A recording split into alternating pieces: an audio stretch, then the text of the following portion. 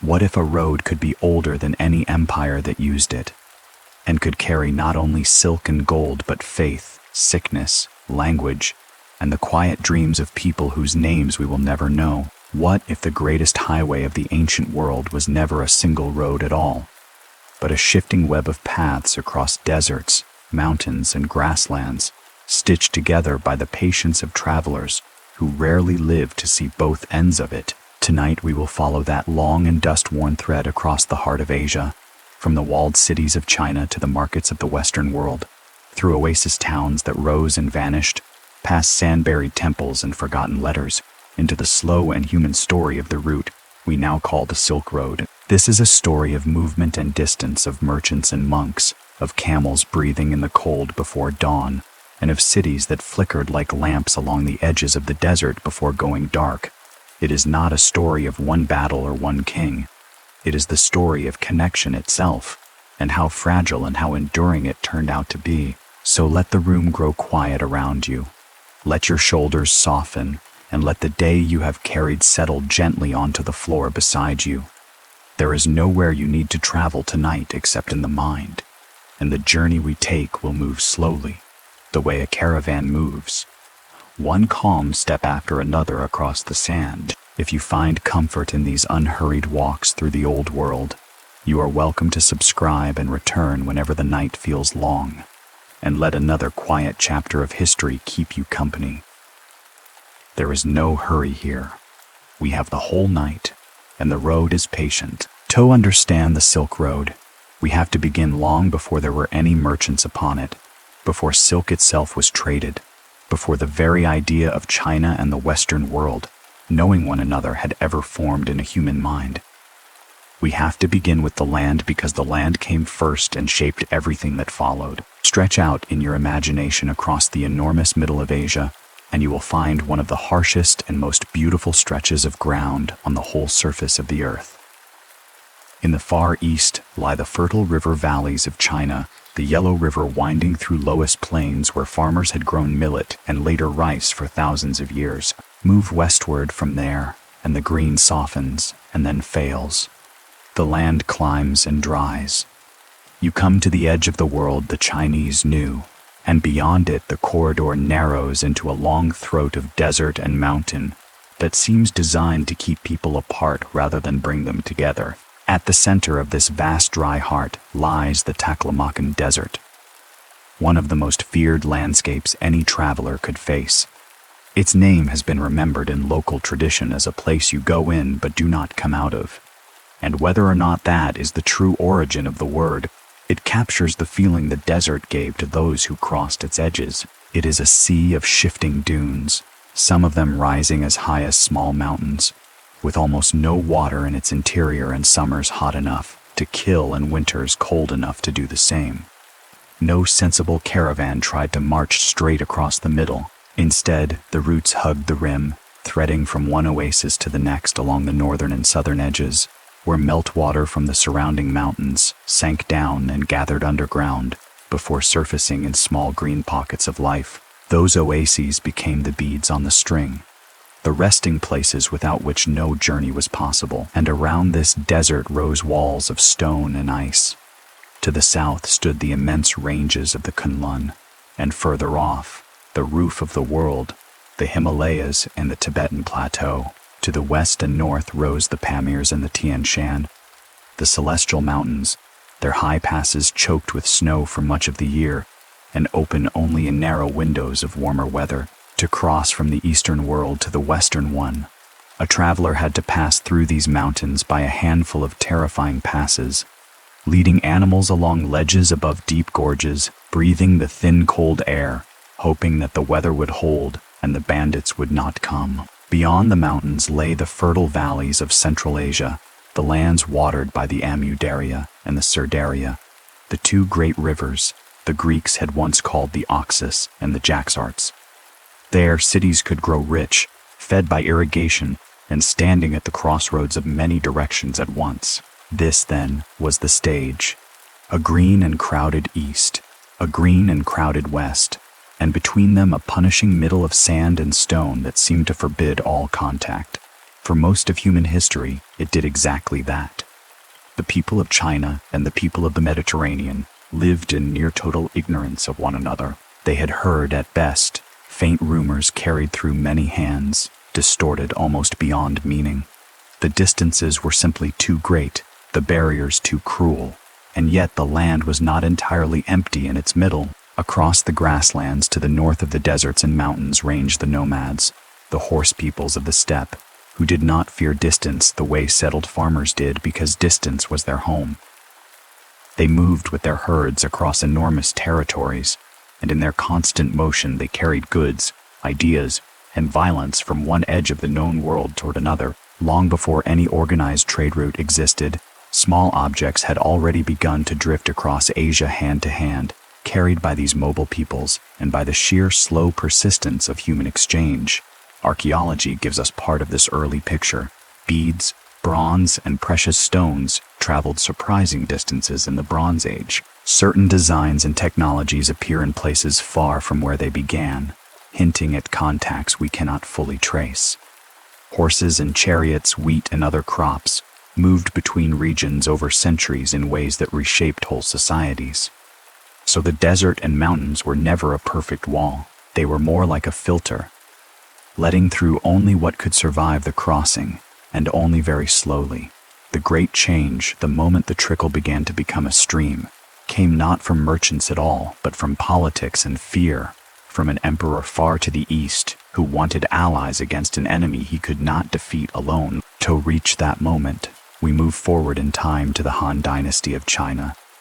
In the 2nd century before the Common Era, the Han had unified a vast realm and inherited from the earlier, short-lived Qin dynasty the beginnings of the great defensive walls in the north. Their persistent trouble came from the steppe, from a powerful confederation of nomadic peoples the Chinese called the Xunnu, fierce horsemen, who raided the settled lands and against whom even a mighty empire struggled. The Han Emperor Wu, who ruled for many decades and pushed his empire outward in almost every direction, decided upon a plan. He had heard of a distant people to the far west, driven from their homeland by the Xiongnu, who might be persuaded to join in an alliance against the common enemy. And so around the year 138 before the Common Era, he sent an envoy named Zhang Qian westward into the unknown to find these people and propose the alliance. Zhang Qian's journey is one of the quiet epics of history, though it is often told in only a few dry lines. He set out with a company of men and was almost immediately captured by the very Xiongnu he had been sent to outflank. He was held among them for years, long enough to take a wife and have a child, long enough that most men would have surrendered their mission entirely. Yet he kept, according to the histories, the staff of authority that marked him as the emperor's envoy, and eventually he escaped and continued westward over the mountains, into lands no Chinese official had ever formally seen. He reached the fertile valleys of Central Asia, where he marveled at the cities, the crops, the famous horses said to sweat blood, and the goods that came from lands even further away. He found the people he had been sent to find, but they had settled into comfortable new homes and had no wish to renew an old war. His diplomatic mission, in that narrow sense, failed. He turned back east, was captured once more, escaped once more, and finally returned to the Han court after more than a decade away, one of only a handful of survivors from the party that had set out. But what he carried back was worth more than any alliance. He brought knowledge. He described the western lands, their cities and rivers, their products and their peoples, in reports that opened Chinese eyes to a whole populated world beyond the deserts. He spoke of markets where goods from distant places could be found, and of the appetite that distant peoples might have for what China could produce. The emperor and his officials understood that beyond the sand lay not emptiness but wealth, not silence but voices, not the end of the world but the beginning of another. And so the Han began to look west with new intent, not only for allies but for trade, for horses, for prestige, and for the far-off luxuries that now seemed within reach. The road, in a sense, had always been there in the land. What Zhang Qian gave it was a purpose and a direction in the minds of men who could organize the resources to use it. To make the western corridor safe enough to travel, the Han pushed their power outward. they extended their walls and garrisons westward through the narrow strip of fertile land known as the Hexi Corridor, a passage running between mountains and desert that formed the natural gateway from China proper toward the oases beyond. Along this corridor, they built forts, watchtowers, and beacon stations, and established supply depots and military colonies where soldiers farmed the land when they were not on guard. At the far end of the corridor stood the outposts that would become legendary as the true edge of the Chinese world, the places where a traveler leaving China felt the last of the familiar fall away behind him. Beyond them lay the desert kingdoms, small oasis states that the Han sought to bring into their sphere through a mixture of diplomacy, marriage alliances, gifts, and force. The route was never simply a peaceful commercial venture. It was born entangled with armies and taxes and the ambitions of a great state. And yet, once opened and made passable, it began to fill with a kind of traffic that no emperor had fully planned, and that no emperor could ever fully control. Now let us step away from the emperors and the envoys for a moment, because history at this scale can start to feel like a map with no people on it. And this was above all a story of people. Imagine one of those early caravans setting out from the western edge of the Han world. The animals are the heart of it, and the animal above all others is the Bactrian camel, the two-humped camel of Central Asia, an animal so perfectly matched to this landscape that the whole trade would have been unthinkable without it. It can carry heavy loads for great distances, go days without water, endure both the searing heat of summer and the biting cold of winter, and sense, according to long tradition, the approach of the deadly sandstorms that could bury an unwary party alive. Herders knew to trust their camels' unease. When the animals grew restless and pressed together and buried their mouths in the sand, the wise traveler covered his own face and waited for the wind to pass. A caravan was a small moving community, bound together by shared danger. There were the merchants who owned or financed the goods, the guides who knew the route and its landmarks, the camel drivers who tended the animals, the guards hired against bandits, and sometimes travelers of other kinds who had simply attached themselves to the group for safety. They moved slowly, often in the cooler hours, resting when the heat became unbearable. At night, the temperature could plunge, and the travelers gathered around small fires beneath enormous skies.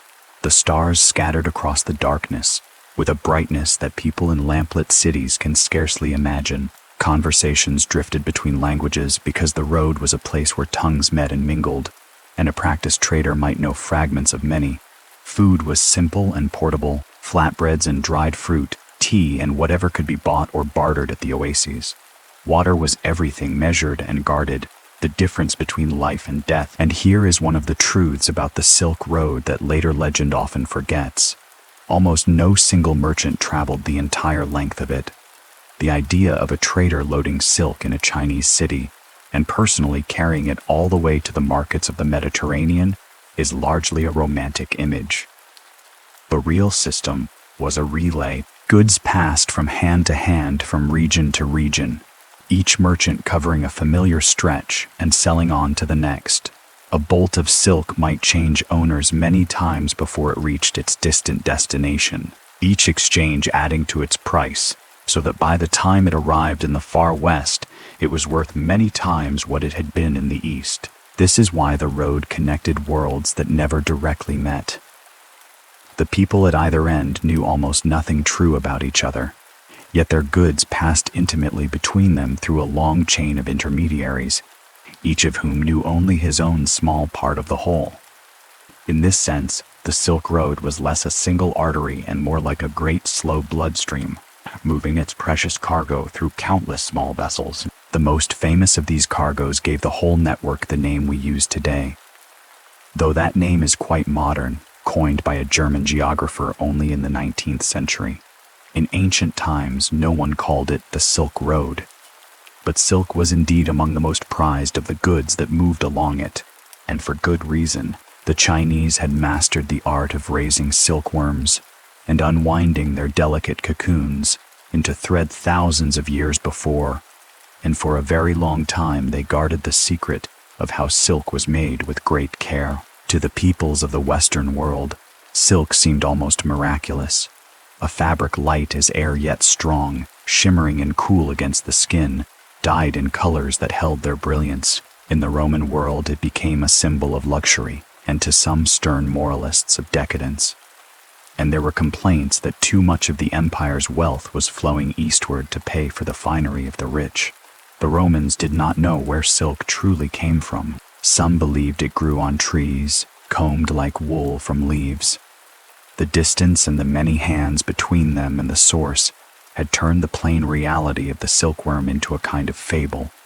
But silk was only the beginning. Along the same routes traveled jade, prized in China, and quarried in the mountains near the southern oases, and lapis lazuli, the deep blue stone that came from the mines of what is now Afghanistan, and colored the treasures of the ancient world. Spices and aromatics moved in both directions, along with medicines, dyes, glassware, precious metals, fine horses, furs, and countless smaller goods, whose names have not survived. From the west came glass of a quality the Chinese admired, and coral, and certain plants and foods. From the east came not only silk but paper and time and porcelain and techniques and knowledge that would slowly reshape the places that received them. The road carried the tastes of one world into another, so that a wealthy household at one end might treasure objects it could not have made and did not understand, brought from a place it could scarcely imagine. Yet, if the Silk Road had carried only goods, it would be a smaller story than it is. What makes it one of the great chapters of human history is that it carried ideas, and above all, it carried faith. Religions moved along these roads with the merchants and the travelers, and few things spread further or changed the world more deeply. The most striking of these journeys was that of Buddhism. Born in the plains of northern India, the teachings of the Buddha began to travel outward along the trade routes, carried by monks and by merchants who found comfort and merit in the faith. Buddhism moved north and west into Central Asia, taking root in the oasis kingdoms along the desert's edge, and from there it passed slowly eastward into China, transforming as it went. Monasteries rose beside the trade routes, offering shelter to travelers and gaining wealth from their gifts. Great cave complexes were carved and painted, their walls covered with images of the Buddha and stories of his lives, glowing in the flicker of lamps in the darkness of the rock. We will return to those caves later because they hold one of the quietest and most moving secrets of the whole road. For now, hold in your mind the image of a monk walking westward or eastward along a desert track, his few possessions on his back, carrying in his memory and his baggage the texts of a faith that would eventually shape the inner lives of hundreds of millions of people across East Asia. He did not travel with an army. He carried no weapon. And yet the change he helped to bring was more lasting than most of the conquests that thundered along the same paths. This was the deeper trade of the Silk Road, the exchange not of things but of understandings, of ways of seeing the world and the self and what might lie beyond death. Alongside Buddhism, other faiths traveled too, in their seasons, so that these routes became one of the great meeting places of the world's religions, sometimes in harmony, sometimes in tension, always in motion. And so the story moves quietly forward from its beginnings, from the land itself and the fear of the desert, through the envoy who opened Chinese eyes to the west, and the emperor who reached his power outward to make the corridor safe, to the caravans of camels moving from oasis to oasis, and the goods and the faiths passing hand to hand across a distance almost too great to imagine. The road was open now, in the sense that mattered. It would not always be safe, and it would rise and fall many times with the fortunes of the empires that guarded its stretches, but the connection had been made, faint and fragile, and it would never entirely disappear again. Before we follow it further, into the golden centuries and the great cities that grew fat upon it, let us pause and let the first night of the journey settle around us, the camels resting in the cold, the fires burning low, the travelers wrapped in whatever warmth they carried, and the vast desert silence pressing in on every side beneath a sky crowded with unfamiliar stars. For the oasis towns that dotted the desert's rim were the true miracle of the road, and it is worth lingering among them because they are where the human life of the Silk Road was most vividly lived. Picture such a town, rising unexpectedly out of the barren land. For days a traveler has seen nothing but sand and stone and the wavering line of the horizon. And then, ahead, a smudge of green appears, and slowly it resolves into rows of poplar trees, fields watered by careful channels, mud brick walls, and the smoke of cooking fires. Water is the reason for everything here. It comes down from the surrounding mountains, sometimes on the surface, but often underground, and in many places the people learn to dig long tunnels, sloping gently from the base of the mountains down toward the fields, to bring the precious water to their crops without losing it to the sun. These underground channels, tended for generations, turned patches of desert into gardens. Around the gardens grew the towns, and around the towns gathered the trade. An oasis town on the Silk Road was a place of many faces. Its markets held goods from directions its own people had never traveled. Its streets echoed with languages from far away.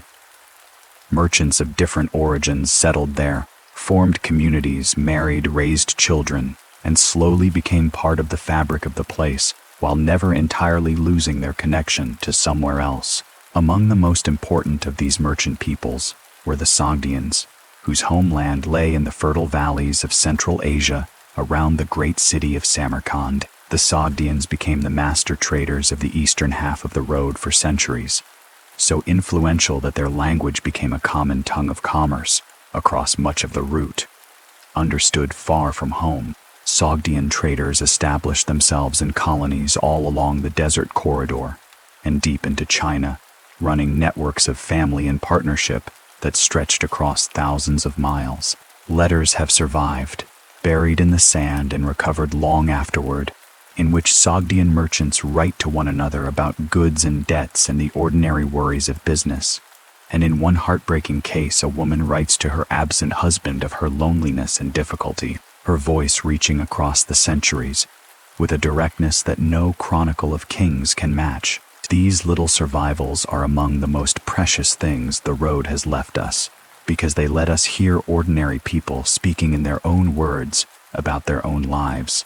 The great histories tell us of emperors and battles and the movements of armies. But the buried letters tell us of a mother worrying about her daughter, of a merchant frustrated by a business partner, of the small human concerns that filled the days of the people who actually made the road live. When we walk in imagination through an oasis market, it is these people we should see, the trader haggling over a bolt of cloth, the money changer weighing coins from many mints, because along the road the currencies of many states passed together, and a skilled man had to know their true worth, the innkeeper preparing food and lodging for travelers who arrived exhausted and dust-covered from the crossing, the child running between the stalls, the monk resting in the shade of a monastery wall, the camel driver checking his animals before the next stage of the journey. The oasis towns lived and died by the road, and by the water that made them possible, and by the delicate politics of the powers that surrounded them. A town might prosper for centuries and then decline,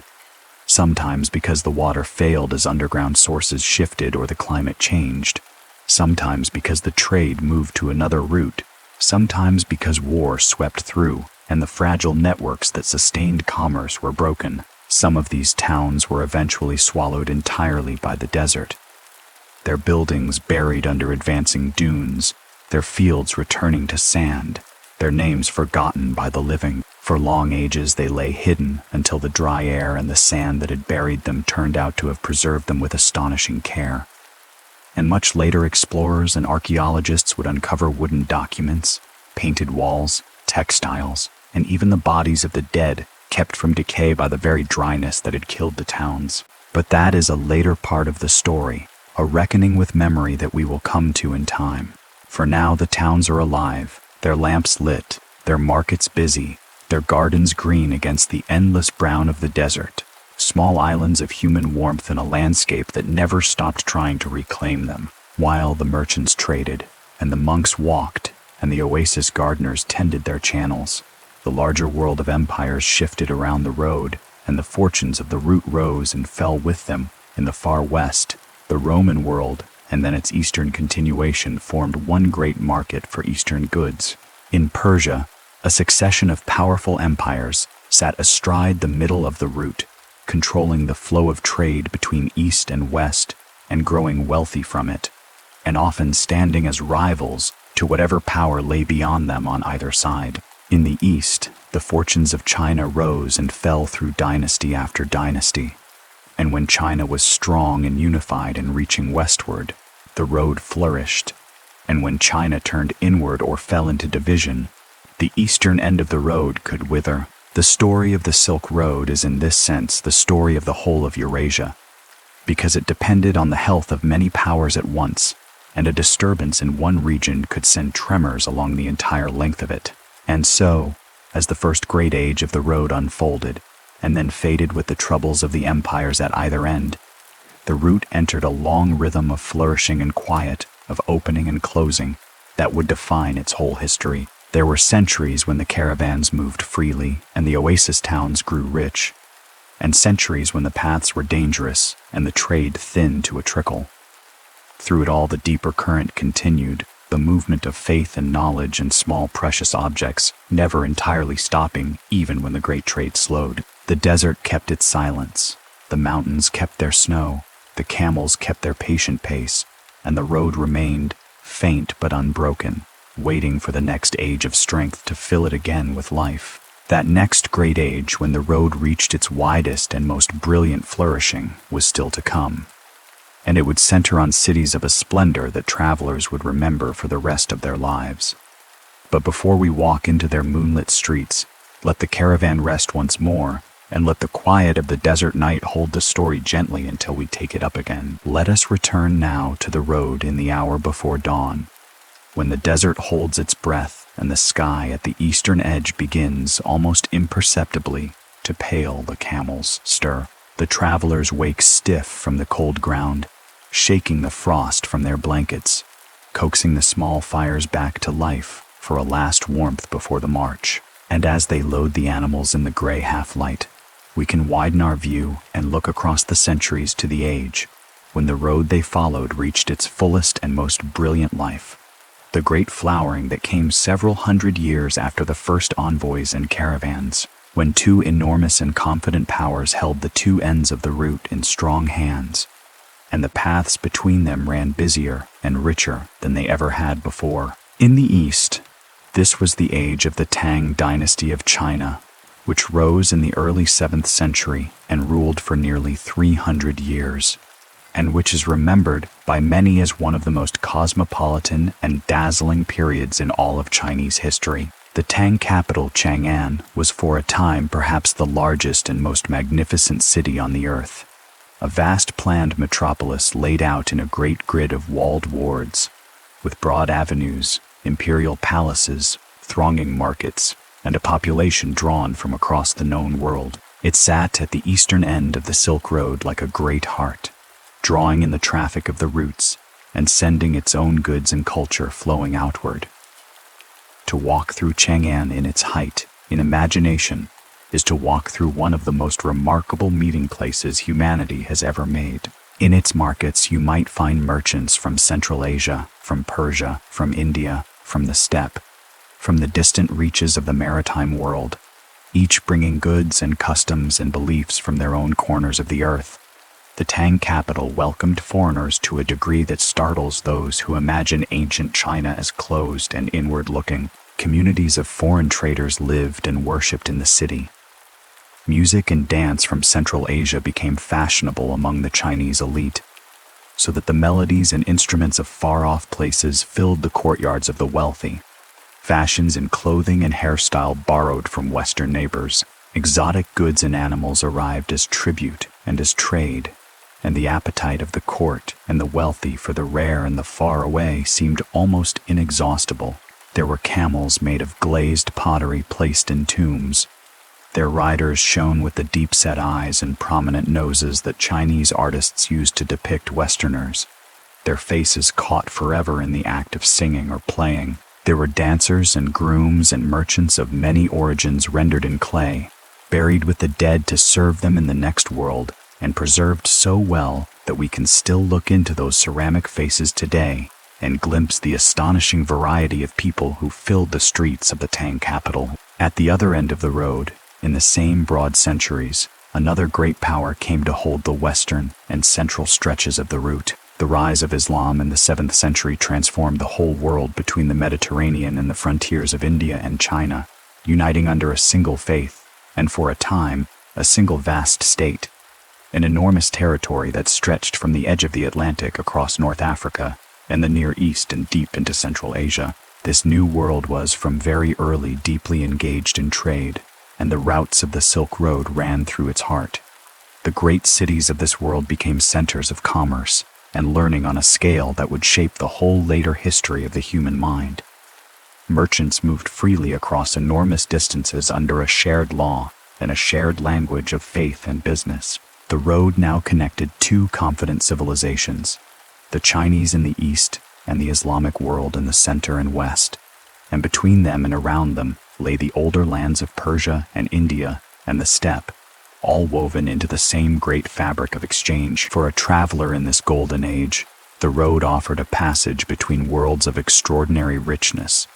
Consider the journey a single object might make, a bolt of fine silk woven in a workshop in China, its patterns perhaps showing designs that had themselves been borrowed from the West, begins its long westward passage. It travels first through the Hexi corridor, past the garrison towns and the beacon towers, out to the oases at the edge of the desert. There it is bought and sold and carried along the rim of the Taklamakan, from one green town to the next, changing hands, gathering value. It crosses the terrible mountain, passes into Central Asia, into the world of Samarkand and Bukhara, cities that grew wealthy and beautiful upon exactly this traffic. There it may rest for a time in a merchant's storehouse before continuing west into Persia and onward toward the Mediterranean, until at last it reaches a market in a great western city and is bought by someone who has no idea of the immense distance it has come, the deserts and mountains it has crossed, the many hands that have touched it. All he knows is that it is beautiful and rare and worth a great price, and that it came somehow from the mysterious East. The cities of Central Asia deserve a slow and loving pause, because in this golden age they became some of the most splendid places in the world, and their names still carry a kind of music that speaks of far-off wonder. Samarkand, above all, became a byword for the exotic and the magnificent, a city set in a fertile oasis, watered and green, its markets famous across the world. It stood at a great crossroads where routes from many directions met, and the wealth of that meeting flowed into its buildings, its workshops, and its gardens. Bukhara too grew rich and learned, a city of scholars and merchants, of libraries and markets. These cities were not merely stops along the road. They were engines of it, producing goods of their own, financing trade, and above all serving as the great mixing bowls, where the cultures of East and West met and combined into something new. The art and the architecture that grew in these places drew upon many traditions at once, and the result was a civilization of remarkable sophistication, rooted in commerce yet reaching toward beauty and knowledge. And yet, as always, we should not let the splendor of the great cities crowd out the ordinary life that filled them and sustained them. Behind every merchant grown wealthy on the trade stood countless people whose labor made that wealth possible. There were the farmers of the oases, rising before dawn to tend the channels that brought water to the fields, growing the food that fed the towns and the caravans.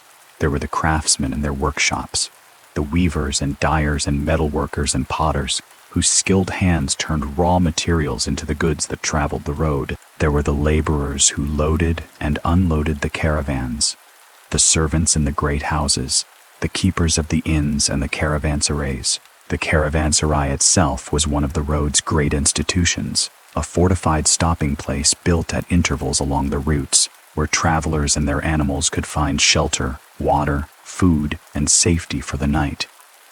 Picture such a place at evening, a great walled courtyard, its gates swinging open to admit a weary caravan as the light fails, camels led into the yard and unloaded, their packs stacked along the walls, travelers finding their sleeping places in the small rooms that lined the courtyard, fires lit, food prepared, the murmur of many tongues rising into the darkening sky, and around it all, the thick walls holding out the desert and the dangers of the road, so that for one night at least the travelers could rest without fear.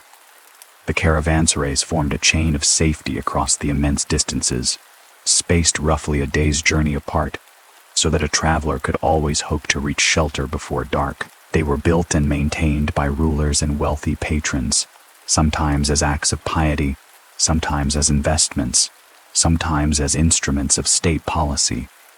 Because a ruler who wished his lands to prosper understood that safe roads and secure lodging brought merchants, and merchants brought wealth. In this way, the road was not simply a natural feature that people used, but a thing that was actively built and maintained by human effort across generations. A great cooperative work stretching across many kingdoms and cultures, none of whom controlled the whole of it, but all of whom benefited from its functioning. When the powers along the route were strong and orderly and cooperative, the road flourished. When they fell into war and disorder, it suffered. Its health was a kind of measure of the health of the whole vast world it connected. Now let us return to those caves in the desert cliffs that were mentioned earlier, because in this golden age they reached their fullest glory, and they hold one of the most extraordinary and moving discoveries in the history of the road. Near one of the great oasis towns at the edge of the Chinese world, at a place where the desert meets a line of cliffs, generations of the faithful had carved out hundreds of caves in the rock and filled them with images of the Buddha and scenes from the sacred stories, painting the walls and ceilings with a richness and beauty that took the breath away. These were sacred spaces created as acts of devotion by merchants, monks, officials, and ordinary people, who gave money to have a cave carved or a wall painted in the hope of gaining merit and protection for their souls and their journeys. Travelers about to set out across the desert, or arriving safely from a crossing, would come to these caves to pray, to give thanks, to ask for safety on the road ahead.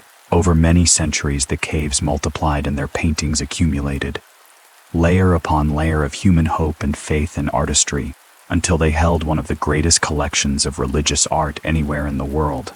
Among these caves, one in particular held a secret that would not be revealed for a very long time. At some point, likely around 1,000 years ago, one of the caves was filled with an enormous quantity of manuscripts, paintings, and documents, tens of thousands of them, and then sealed and hidden behind a wall, and its very existence was forgotten. For centuries it lay there in the dry desert air, undisturbed, its contents preserved by the perfect dryness. And then, in the early years of the 20th century, it was found again.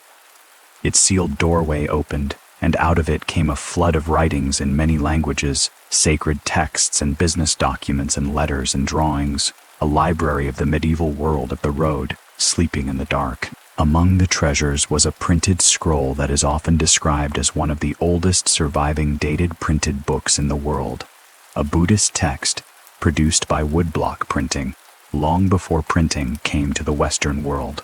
The find was of immense importance, a window into the religious and daily life of the Silk Road at its height, and much of what was found was dispersed to distant lands by the explorers who came, a fact that remains a source of sorrow and controversy to this day. But the sealed cave, for all the sadness of how its treasures were scattered, gave the world an astonishing gift, a direct and intimate glimpse into the minds and lives of the people of the road, their prayers and their business, their faith and their fears, kept safe in the dark for 1,000 years. There is something deeply moving in the thought of that sealed chamber, a room full of writing and painting closed up and forgotten, waiting through the rise and fall of dynasties and empires, through wars and famines and the slow turning of 1,000 years, until at last it was opened, and its silent voices could speak again.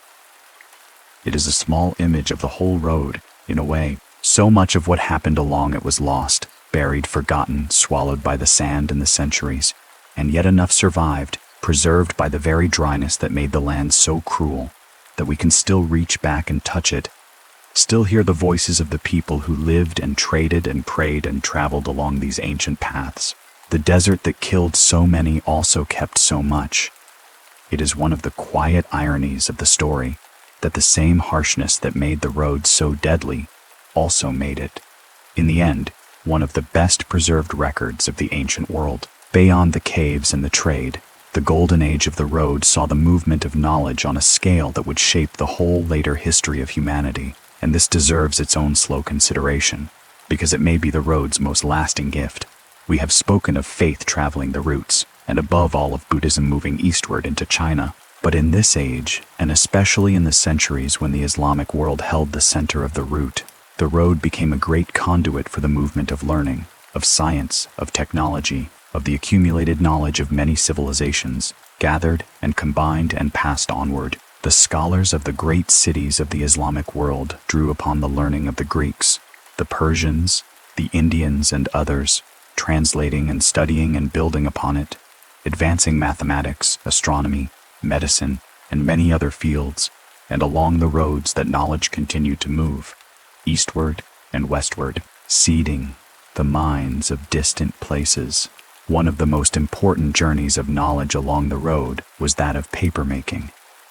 The technique of making paper had been developed in China long before, and for a long time it remained a Chinese secret, as the making of silk had once been. But knowledge, like water, tends in the end to find its way through every barrier. And according to a widely repeated tradition, the secret of papermaking passed westward in the middle of the 8th century. After a battle between Chinese and Muslim armies in Central Asia, when captured craftsmen were said to have carried the knowledge with them into the Islamic world. Whether the story is true in every detail, historians are cautious. But what is clear is that papermaking did spread westward in roughly this period, and its consequences were enormous. Paper was far cheaper and easier to produce than the writing materials that had come before it in the West, and its arrival made possible a great expansion of writing, record-keeping, scholarship, and eventually, much later and much further west, the printed book, a technology born at one end of the road, traveled its entire length and beyond, and reshaped the intellectual life of the whole world. It is a perfect illustration of what the road truly was, and why it mattered so much more than the silk that gave it its modern name. For in the end, the goods, precious as they were the least of what the road carried. Silk and jade and spices made men rich, but they did not change the inner life of civilizations. What changed the world was the movement of ideas, of faiths that gave meaning to millions, of technologies that transformed how people lived and thought, of knowledge that expanded the human understanding of the heavens and the body and the nature of things. The road was in its deepest character, a great slow conversation between the far ends of the earth, conducted across centuries through countless intermediaries, in many languages, most of whom never understood the whole of what they were part of. Each merchant, each monk, each craftsman, each traveler carried some small fragment of a much larger exchange, and the sum of all those fragments accumulated over 1,000 years was one of the great engines of human progress.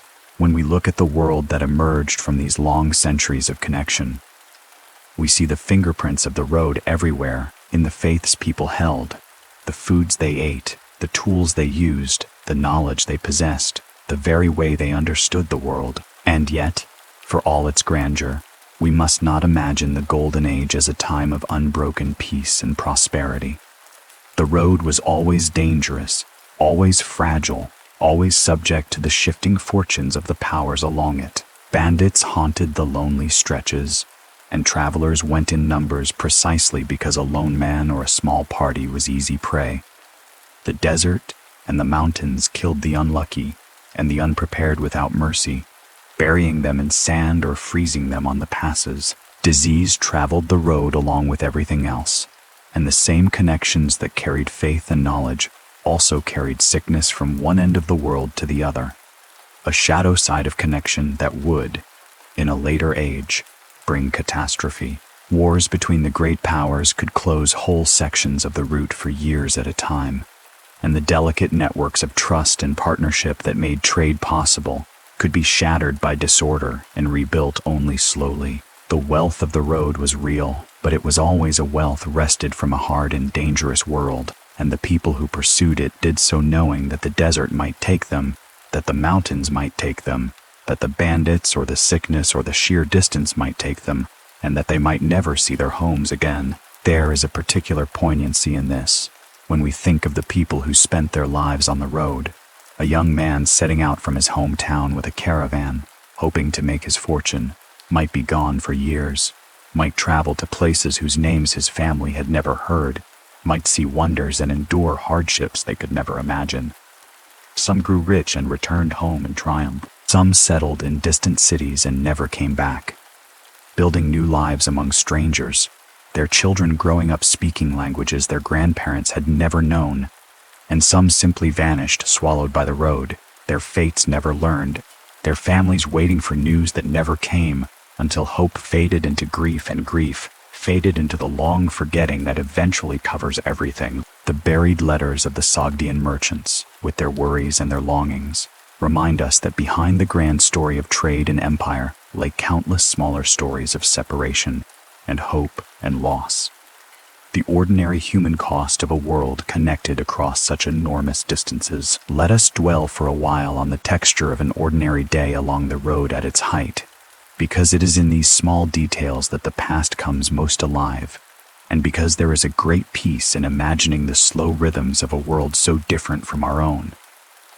Imagine waking in a caravanserai as the first gray light seeps into the courtyard.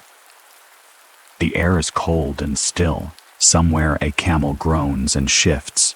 The travelers rise, wrap themselves against the chill, and gather for a simple meal, perhaps flatbread and tea, or whatever the place can offer. The animals are watered and loaded, a task that takes time and care, each pack balanced and secured, for a shifting load could injure an animal or spill precious goods on the trail. The guides study the sky and the land, judging the weather, choosing the pace, and then, as the sun clears the horizon and the desert begins to warm, the caravan moves out through the gate, back onto the endless track between the dunes or along the base of the mountains, into another long day of slow and patient movement. The hours pass in a rhythm of walking and rest, the landscape changing slowly or not at all, the sun climbing and then descending, the shadows lengthening. There is time to think on the road, time to talk, time to fall into the meditative emptiness that long travel brings. The travelers watch for landmarks, for the signs that mark the way, for the distant smudge of green that means an oasis and rest. They watch too for danger, for the tracks of bandits, for the restless behavior of the camels that might warn of a coming storm. And when at last the day's stage is complete and the shelter is reached, there is the relief of arrival, the unloading, the fire, the food, the sleep. Day after day, stage after stage, the caravan crawls across the immensity of Asia, a tiny moving thing beneath the vast sky, carrying its precious cargo and its cargo of human hopes toward a destination that most of those aboard it will never actually see, since they will sell their goods and turn back long before the far end of the journey. This was the rhythm of the road, the slow, patient, dangerous, meditative rhythm that continued, in its essential form, for well over 1,000 years. And through all those years the faiths continued to move and to settle and to shape the lands they reached. Buddhism, having traveled east into China and beyond, became one of the great faiths of the Eastern world, its monasteries and temples and teachings woven into the civilizations of China. And from there Korea and Japan and much of East Asia, in the center and west of the route, Islam spread and took deep root, and many of the great trading peoples of Central Asia embraced it, so that the cities of Samarkand and Bukhara and the lands around them became centers of Islamic learning and art and faith. Other religions traveled the road too, in their times, finding communities and adherents in the tolerant, mixing world of the oases and the trading cities, where people of many faiths often lived side by side out of the practical necessities of commerce and neighborhood. The road was, among all its other characters, one of the great religious highways of history, and the spiritual map of much of Asia was drawn, in large part, along its paths. To understand what came next in the story, we have to step back once more and consider the deep dependence of the road upon the political order of the whole vast world it crossed. The golden age we have been describing rested upon a rough balance of strong and relatively stable powers, holding the different sections of the route and keeping them, most of the time, open and safe. When that balance held, the road flourished. But such balances never hold forever. Empires rise and grow old and weaken and fall. And when the great powers that guarded the road faltered with them. The Tang dynasty in the east, after its long and brilliant flowering, was shaken by a devastating rebellion in the middle of the 8th century, a catastrophe that killed enormous numbers of people and gravely wounded the dynasty, which never fully recovered its former strength and confidence. In the aftermath, China turned more inward. Its western reach contracted, and the eastern end of the road entered a more difficult and uncertain age. The powers of the center and west shifted too, as the great early unity of the Islamic world fragmented over time into many competing states, and as new peoples moved into the lands of Central Asia and the Near East. The road did not close, but its character changed, and the smooth flourishing of the Golden Age gave way to a more broken and dangerous time, in which the trade continued but under harder conditions, subject to more frequent disruption and higher risk. Some routes declined, and others rose in their place. Some cities that had grown rich in the Golden Age began their long, slow fading, while others held on or even prospered under new masters. The road, as always, adapted and endured, its deep patterns of connection persisting even as the surface political world shifted and stormed above it. But the first great age was passing, and the world was moving toward a new upheaval that would, for a brief and violent moment, unite almost the entire length of the road under a single overwhelming power, and open it more widely than it had ever been opened before, even as it brought terror and destruction on a scale the world had rarely seen. That upheaval came from the grasslands to the north, from the very steppe peoples whose ancestors had ranged across Asia long before the road was ever formally opened, and it would carry the story of the Silk Road into its last great chapter of glory before the long decline. But that is for the next stage of our journey, and the night is deep now, and the caravan has reached its shelter, and the fires are burning low in the courtyard of the caravanserai. Let the travelers rest, let the camels settle, let the great cities of the Golden Age glow in memory for a while. Chang'an with its 1,000,000 people and its foreign music, Samarkand green in its oasis, the painted caves glowing with lamplight and prayer, the sealed chamber waiting in the dark with its 1,000 years of silence. The road has carried us far tonight, through deserts and over mountains, through markets and monasteries, through the rise and the shining height of one of the great connective achievements of the human species.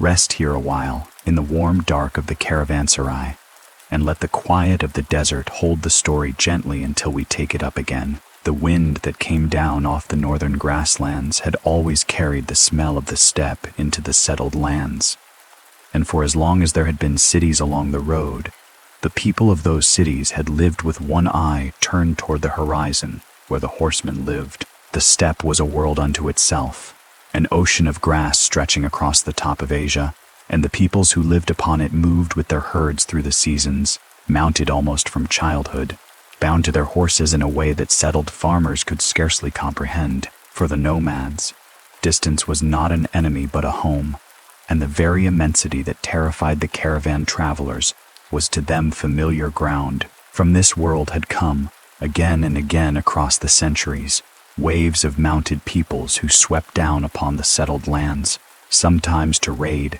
sometimes to conquer, sometimes to settle and be slowly absorbed into the civilizations they had overrun. And at the beginning of the 13th century, from this world came the greatest of them all, a movement that would, for a brief and extraordinary moment, gather almost the entire length of the Silk Road into a single hand. The story of how the scattered tribes of the steppe were united under one leader belongs to another telling, and it is a story of hardship and struggle, and a rise from obscurity that has few equals in history. What matters for our journey is the consequence of that unification, which was the creation within a single lifetime and the lifetimes of the immediate heirs of the largest continuous land empire the world has ever seen, an empire that stretched from the eastern edge of Asia across the steppe and the deserts and the mountains and the ancient lands of Persia and beyond, reaching toward the edges of Europe.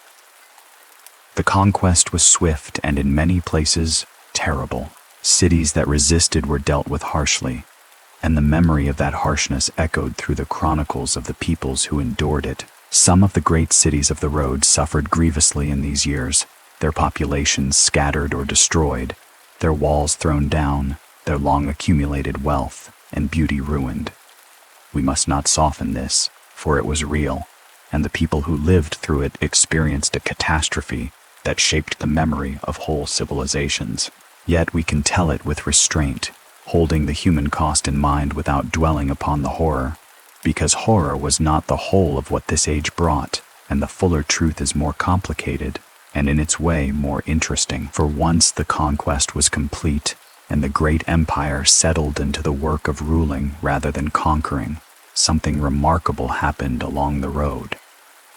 The whole vast route, from the eastern lands to the west, now lay under a single overarching authority, and that authority understood very well the value of trade and worked to encourage it. For the first time in its long history, a merchant could, in principle, travel the entire length of the road under one law, protected by one power, without crossing endless borders and paying endless tolls to endless rival states. The empire built and maintained a great system of relay stations for the swift movement of messengers and officials, a communication network of astonishing reach that allowed news and orders to travel across the enormous distances of the empire with a speed that had never before been possible.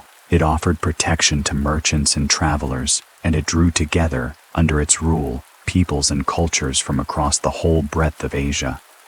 This period is often remembered as a time when the road was more open and more traveled than ever before. A time when the connection of the world reached a new height under the shelter of a single overwhelming power. It was during this age that some of the most famous travelers of the road made their journeys and left accounts that would shape how distant peoples imagined the East for centuries to come. The most celebrated of these, though not the only one, was a merchant's son from a great western trading city who traveled east with his father and uncle, and according to the account that bears his name, spent many years in the service of the great ruler of the Eastern Empire before returning home to describe the wonders he had seen. His account, written down after his return, told Western readers of the immense wealth and sophistication of the Eastern world, of great cities and vast populations and riches beyond imagining, of customs and marvels that many of his readers found difficult to believe. Historians have long debated how much of the account is accurate, how much is exaggerated,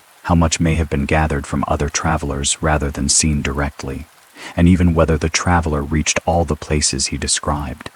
These debates continue, and the truth is probably a mixture, as it so often is. But whatever its precise accuracy, the account did something of great importance. It fired the imagination of the Western world with a vision of the fabulous East, of a place of unimaginable wealth waiting at the far end of the long road. And that vision would, in a later age, help to drive men to seek new ways to reach it, with consequences that would reshape the whole world. For a while then, the road entered a second great flourishing, different in character from the first, but in some ways even wider in reach. Under the peace imposed by the Great Steppe Empire and its successor realms, goods and ideas and people moved across Asia with a freedom that astonished those who experienced it. The eastern and western ends of the world drew a little closer, learned a little more about one another, exchanged a little more freely. Craftsmen and scholars and artists were moved across the empire, carrying their skills to new places. Techniques and designs and knowledge flowed along the routes. The great cities of the road, where they had survived or been rebuilt, hummed once more with the traffic of trade.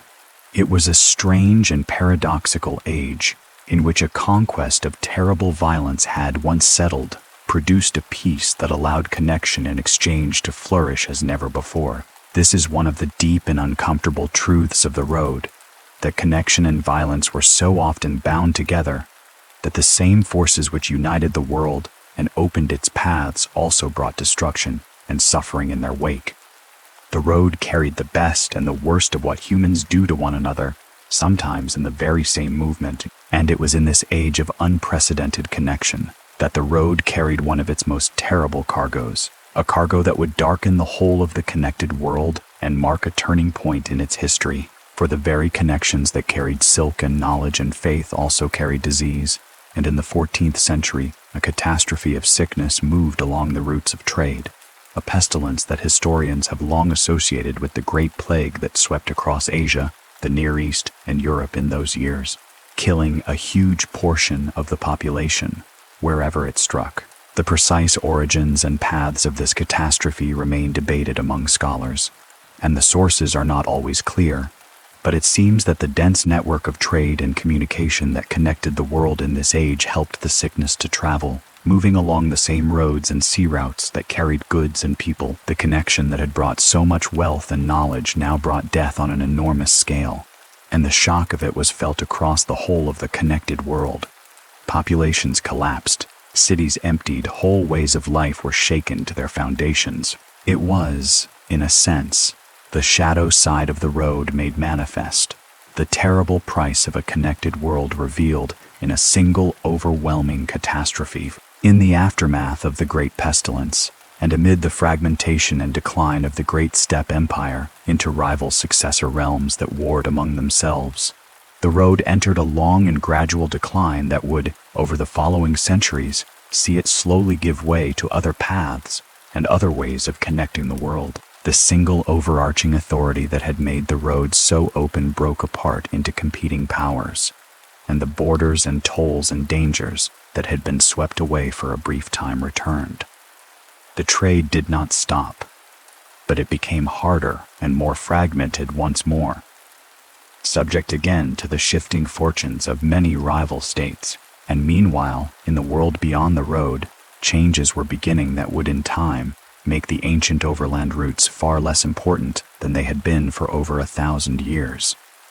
The greatest of these changes came from the sea, for as long as the overland Silk Road had existed, there had also been maritime routes connecting the eastern and western worlds, sea lanes running through the southern oceans, past India and around the coasts, carrying goods by ship between the far ends of the world. These maritime routes had always been part of the great web of exchange, sometimes competing with the overland roads, sometimes complementing them. But in the centuries after the Great Pestilence, as new powers rose in the Western world and new technologies of shipbuilding and navigation developed, the sea routes began to grow in importance and to offer an alternative to the long, dangerous, and increasingly fragmented overland journey. And then, in the age of exploration that dawned as the 15th century gave way to the 16th Western seafarers, driven in part by the very dream of Eastern riches that travelers' accounts had planted in their imaginations, sought and found new sea routes to the east, sailing around the southern tip of Africa and across the great oceans, opening direct maritime paths between the Western world and the riches of Asia. This was the change that, more than any single war or conquest, brought the long age of the overland Silk Road toward its close. For once goods could be carried by ship directly between the eastern and western worlds, the overland routes lost much of their reason for being. Sea transport could carry far greater quantities of goods, far more cheaply than caravans of camels, crawling across deserts and mountains, and without the endless tolls and dangers of the overland passage. Gradually, over the following centuries, the great trade shifted from the land to the sea, and the ancient overland routes, which had carried the wealth and the ideas of the world for well over 1,000 years, sank into a long decline.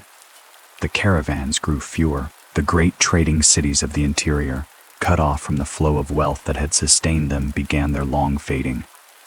Some held on, adapting to new circumstances, serving regional trade rather than the great transcontinental exchange. Others declined and shrank, and in some cases were eventually abandoned altogether, left to the desert that had always waited at their edges. And so we come to one of the quietest and most haunting parts of the whole story, the long forgetting of the road and its cities. For as the great trade moved to the sea and the interior of Asia became, from the perspective of the rising Western powers, a remote and little-known place, the memory of the overland routes faded in the wider world. The names of the great cities that had once glittered along the road passed into legend, or were forgotten entirely. The oasis towns that had been swallowed by the desert lay buried and unknown beneath the sand, their existence unsuspected, their painted walls and written documents, and the bodies of their dead sleeping in the dryness that preserved them. The road that had connected the world for over 1,000 years, that had carried silk and jade and paper and faith and knowledge across the whole breadth of Asia, that had made the fortunes of empires and shaped the inner lives of civilizations, sank into silence and was very largely forgotten. It became, in the Western imagination, a thing of vague romance and legend. If it was thought of at all, its true history obscured by the mists of distance and time. There is a deep and gentle sadness in this forgetting, and yet also, as we shall see, a kind of hope, because forgetting is not always final, and things that sleep in the dark can wake again. But before we come to the reawakening, let us pause and consider the human meaning of what the decline of the road actually meant for the people who lived through it. Because history at the scale of shifting trade routes can seem abstract, and behind the abstraction lay countless ordinary lives. Consider a family in one of the oasis towns as the great trade slowly ebbed away over generations. Their grandparents had prospered, perhaps from the traffic of the caravans, running an inn or a workshop or trading in goods that passed through the town. Their parents had seen the trade grow thinner, the caravans fewer, the town a little poorer with each passing year, and they themselves lived in a place that was slowly emptying. Its markets quieter, its young people leaving to seek opportunity elsewhere, its glory fading into memory. There was no single dramatic collapse, no burning of the town, no final catastrophe. There was only the slow, gentle, relentless ebbing away of the life that had sustained the place, the quiet decline that is the most common way that human settlements actually die. This slow fading is, in truth, how most of the lost cities of the road came to be lost. We imagine dramatic destructions, cities buried in a single night, populations wiped out in a moment. And some cities did suffer sudden catastrophes, but far more often, the death of a city along the road was a slow thing. A matter of the water failing a little more each year as underground sources shifted, of the trade declining, of the young leaving, of the population shrinking generation by generation, until at last only a few remained, and then none, and the desert moved in to reclaim what humans had built. The buildings, abandoned, slowly crumbled and were buried by the drifting sand. The fields, no longer tended, returned to desert. The channels that had brought water, no longer maintained, filled and collapsed. And in time, the place that had been a living town, full of voices and markets and gardens, became a low mound in the desert, indistinguishable to the casual eye from any other rise in the endless sand, its history sleeping beneath it, waiting. The dryness of the desert, which had made life so hard for the living, proved a remarkable preserver of the dead and the abandoned. In the extreme dryness, things that would have rotted away in a wetter climate survived for centuries. Wooden documents, ordinarily among the most perishable of things, were preserved with their writing still legible. Textiles kept their colors, paper survived intact. Even the bodies of the dead, in some places, were preserved by the dryness, their features and their clothing recognizable after 1,000 years and more. The desert, in killing the towns, had wrapped them in a preservative embrace, keeping them safe and intact beneath the sand, so that when at last they were found again, they would give up their secrets with an astonishing completeness, offering a window into the life of the road that few other places in the world could match. It is one of the great gifts of that harsh land, that in its cruelty it also preserved, keeping the past safe in the dry dark until a later age was ready to find it. And that later age did come in time, in the closing years of the 19th century and the opening years of the 20th, as the wider world's curiosity about the interior of Asia grew. Explorers and archaeologists and scholars began to venture into the deserts and the forgotten lands, seeking the lost cities and the buried past. They came from many nations, and their motives were mixed, some driven by genuine scholarship, some by the desire for treasure and fame, some by the competition between rival powers for influence and prestige in a region that had become a contested frontier. Whatever their motives, they found extraordinary things.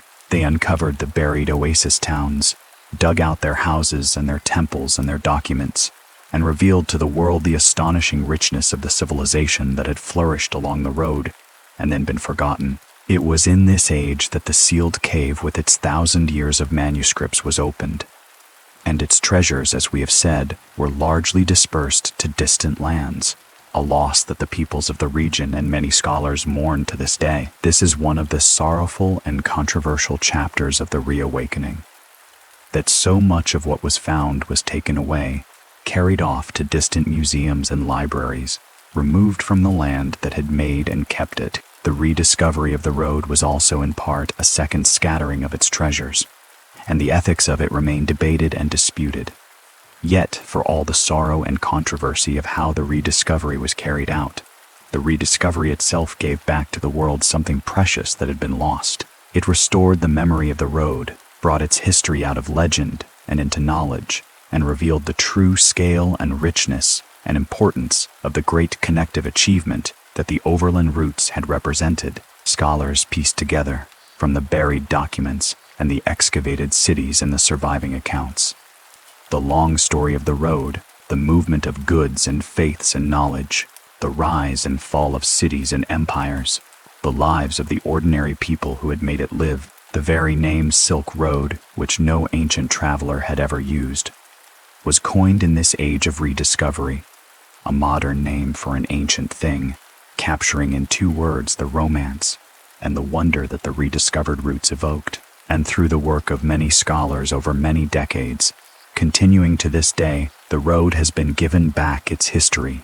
its cities named again, its people's voices heard once more, its true significance understood and appreciated as one of the great chapters in the story of human connection. Let us pause here, in the space between the forgetting and the remembering, and consider what the road finally means. Now that we have followed its long arc from the first fearful crossings of the desert to the golden ages of trade and faith and knowledge, through the terrible and connecting age of the great steppe empire, through the pestilence and the decline and the shift to the sea, into the long forgetting and the eventual reawakening. What does it all add up to? This 1,000-year story of a road that was never really a single road, of a connection that was always fragile and always dangerous, and yet somehow always endured, in one form or another, across the centuries. Perhaps this, that the deepest human impulse revealed by the road is the impulse to connect, to reach across distance and difference toward one another, to exchange not only goods but ideas and beliefs and knowledge, to weave the scattered peoples of the earth into a single, if loose and imperfect, web of shared humanity. The road shows us this impulse at work across an enormous span of time and space, persisting through every obstacle, every danger, every catastrophe, always renewing itself, always finding a way. And it shows us, too, the cost of that connection, the shadow that fell alongside the light, for the same roads that carried silk and paper and the teachings of great faiths also carried armies and conquest. And in the end, the pestilence that killed so many connection, the road teaches is never simple, never wholly good. It brings the best of what humans have to offer to one another, and it brings the worst, often in the same movement, along the same paths. This is not a reason to fear connection, but a reason to understand it truly, to see it whole, without the romance that would make it only beautiful or the cynicism that would make it only cruel. The road was both. It was one of the great achievements of the human species and one of the great channels of human suffering, and it was these things together, inseparably, as so much of human history is. There is a particular image that stays with those who study the road, and it is worth holding in the mind as the night deepens. It is the image of the buried town, the low mound in the desert that was once a living place, full of voices and markets and gardens and prayers, and that now lies silent beneath the sand, its people gone, its glory forgotten, and yet its documents and its paintings, and even its dead preserved intact in the dry dark, waiting. There is something in that image that speaks to the deepest human feelings about time and memory and loss. Everything we build, the image seems to say, will one day be buried and forgotten, as the towns of the road were buried and forgotten. And yet nothing is ever entirely lost. The image also says, "For the sand that buries also preserves, and the forgotten can be remembered again." And the voices silenced for 1,000 years can speak once more when at last someone comes to listen. The road holds both of these truths together, the certainty of loss and the possibility of remembrance, and it offers them not as a contradiction, but as the whole and complicated truth of what it means to build and to lose and to be remembered. Consider, as the fire burns low, the sheer accumulated humanity of the road. The countless millions of ordinary people who over more than 1,000 years walked its paths, tended its oases, traded in its markets, prayed in its temples and its caves, loaded and unloaded its caravans, worried over its dangers, hoped for its rewards, and lived and died along its length. Almost all of them are utterly forgotten. We do not know their names. We do not know their faces. We do not know the particular hopes and fears and loves and sorrows that filled their days. They passed along the road and left no trace that we can read, and the great mass of humanity that made the road live is lost to us entirely, swallowed by the same forgetting that swallowed the buried towns. And yet they were real, every one of them, as real as we are, with their own inner lives as full and as complicated as our own. And the road was made not by the emperors and the conquerors, whose names the histories remember, but by these countless nameless ones, whose collective labor and courage and persistence, day after day, year after year, century after century, kept the great connection alive. When we remember the road, we remember them, even though we cannot know them. And there is a kind of quiet justice in that remembering, a way of honoring the forgotten multitude, who made the whole thing possible. The letters of the Sogdian merchants, buried in the sand and recovered long afterward, are precious precisely because they let us hear, for a moment, a few of these individual voices out of the vast forgotten multitude. The merchant writing about his goods and his debts, the woman writing to her absent husband of her loneliness. These are not emperors or conquerors, not the makers of great decisions that change the fate of nations. They are ordinary people, caught up in the great movement of the road, living their small lives within its immense sweep, and their voices reach us across the centuries with an intimacy and a directness that no grand chronicle can match. In them we hear the human heart of the road, the ordinary hopes and worries that filled the days of the people who made it live, and through them we can imagine dimly the countless other voices that were never written down or never preserved, the whole vast chorus of forgotten humanity that sang along the road for 1,000 years and more before falling silent. The road, then, in its fullest meaning, is a monument to human connection and human forgetting, to the enduring impulse to reach across distance, and the equally certain fate of being, in time, buried and forgotten, and to the possibility, against all odds, of being remembered again. It carried the goods and the faiths and the knowledge that shaped the world, and it carried the ordinary lives of millions who are lost to us now, and it has left behind, in the buried towns and the recovered documents and the painted caves and the coined new name, enough of itself that we can reach back and touch it and remember it and honor it and be moved by it. Across the great gulf of time, that is what the road finally is, and that is why its story, though it is a story of loss, is not finally a sad one, or not only a sad one, for it is also a story of endurance and of memory and of the deep and stubborn human refusal to let the past disappear entirely into the dark. The fire is very low now, and the desert night is deep and cold and still. The caravan sleeps in the shelter of the caravanserai, the camels resting, the travelers wrapped against the chill, the stars scattered thick across the enormous sky. The buried towns sleep beneath the sand, their secrets preserved in the dry dark. The great cities of the Golden Age glow in memory, and the painted caves hold their images of hope and faith in the silent rock. The road stretches away in both directions into the past and into the deep centuries, worn smooth by the passage of 1,000 years of feet and hooves, carrying still, in the imagination, the ghosts of all who ever walked it. Rest here a while longer, in the warm dark, and let the story hold you gently, for there is more of it yet to tell, and the night is not yet over, and the road is patient, as it has always been, waiting for us to take it up again. Let us walk now, in the quiet of the deep night, through the daily life of the road in a way we have not yet done, moving in close, past the great sweep of empires and conquests and shifting trade, down to the level of the single household, the single meal, the single ordinary day, because it is in these small and intimate things that the road becomes most real, and because there is a particular peace in dwelling upon the ordinary rhythms of a vanished world.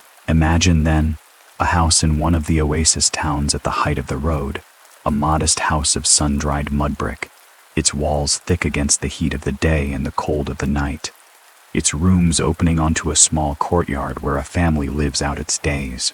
The floors are of packed earth, swept clean. There are mats and cushions to sit upon, chests to hold the family's possessions, perhaps a loom in the corner where cloth is woven, the everyday tasks of a household proceeding much as they had for generations. In the morning the household wakes with the light. There is bread to be made, and the making of bread was one of the great daily rhythms of life along the road, as it was across so much of the ancient world. Grain grown in the irrigated fields or bought in the market is ground into flour, mixed with water, kneaded and baked, often in a clay oven that could reach great heat, its inner walls lined with the flattened rounds of dough that would puff and blister and come away golden and warm. The smell of baking bread would have filled the morning air of every oasis town, one of those small universal human comforts that reach across the centuries and connect us to people we can never meet. Alongside the bread there might be fruit, for the oases grew fruit in abundance where the water allowed, grapes and melons and other fruits, famous enough that some of them were carried as delicacies to distant courts. There might be dried fruit and nuts, and there would be tea or other drinks, and for those who could afford it, meat, though for many ordinary people meat was a luxury for special occasions rather than a daily food. The clothing of the road's peoples varied enormously across its length and its many cultures, but certain practical realities shaped it everywhere. In the desert climate, with its scorching days and freezing nights, clothing had to protect against both extremes, and layered garments of wool and cotton, and, for the wealthy, silk, served to keep the wearer warm in the cold and shaded from the sun and the heat.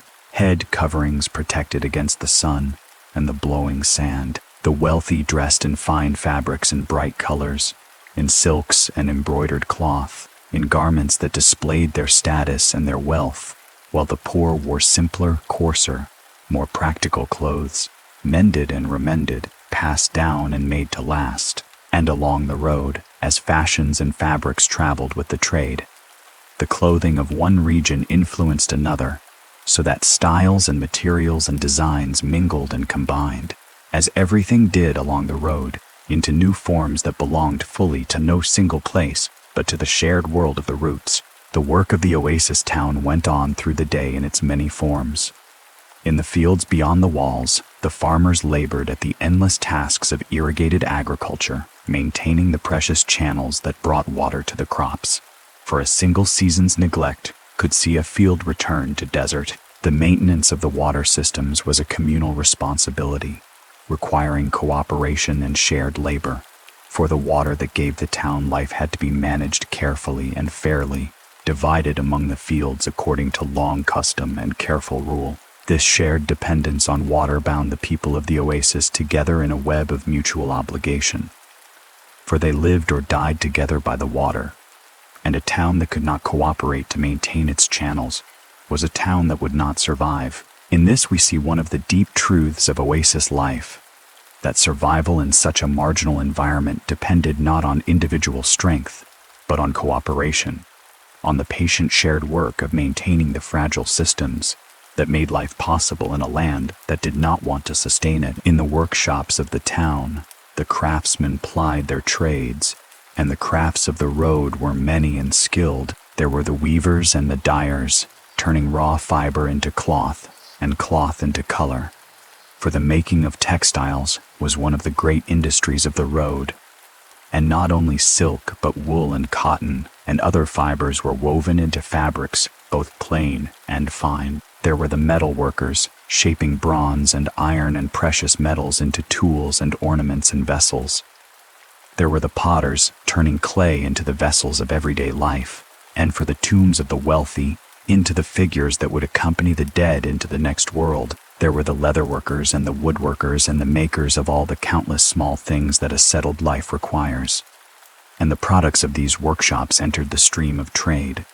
Some sold locally, some carried away along the road to distant markets, adding the labor of the oasis town to the great flow of goods that moved across Asia.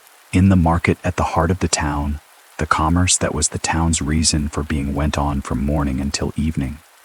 Here the goods of many lands changed hands, and here the many peoples of the road met and mingled and bargained. The market was the beating heart of the oasis town, the place where its connection to the wider world was most vividly present, where a townsperson might see and touch goods from lands they would never visit, hear languages they did not understand, encounter people whose faces and dress marked them as coming from far away. The money changers plied their trade, weighing and assessing the coins of many mints, for along the road the currencies of many states circulated together, and a skilled money changer who knew the true weight and purity of each was essential to the functioning of trade. The merchants displayed their wares and haggled over prices, the ancient dance of buyer and seller playing out as it did in markets across the whole world. And through it all moved the ordinary life of the town, people buying the food and goods they needed, meeting friends, exchanging news, living out their days in the shadow of the great trade that gave their town its purpose. As evening came and the heat of the day began to soften, the rhythms of the town shifted toward rest. The work of the fields and the workshops wound down. The market emptied as the merchants packed away their goods. Families gathered in their homes for the evening meal, the day's labor done, and as darkness fell and the enormous desert night closed in, the town drew into itself, its lamps lit against the dark, its people gathered in the warmth of their homes.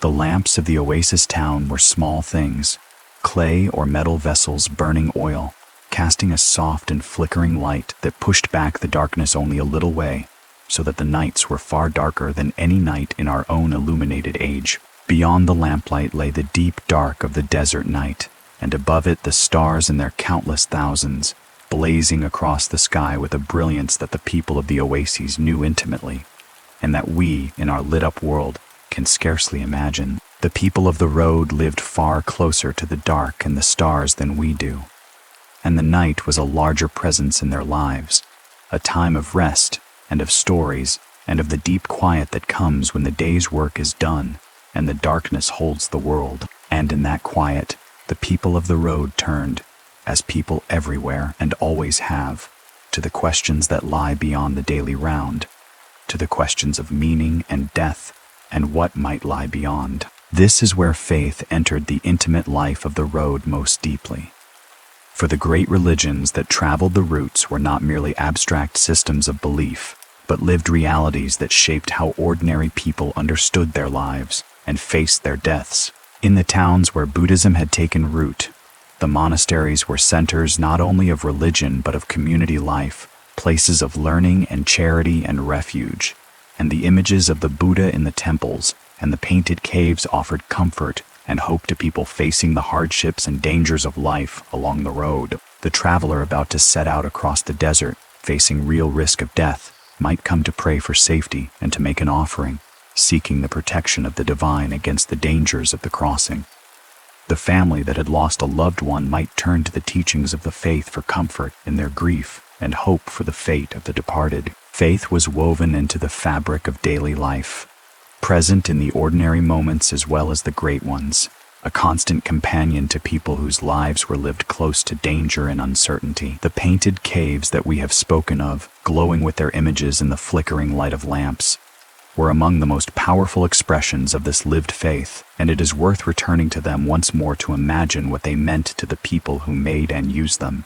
To enter one of these caves, in the age of their glory, was to step into a space entirely covered with sacred images, the walls and the ceiling alive with painted figures, the Buddha in his serenity, the scenes from the sacred stories. the celestial beings and the guardians and the countless small details of a whole religious cosmos rendered in color and gold.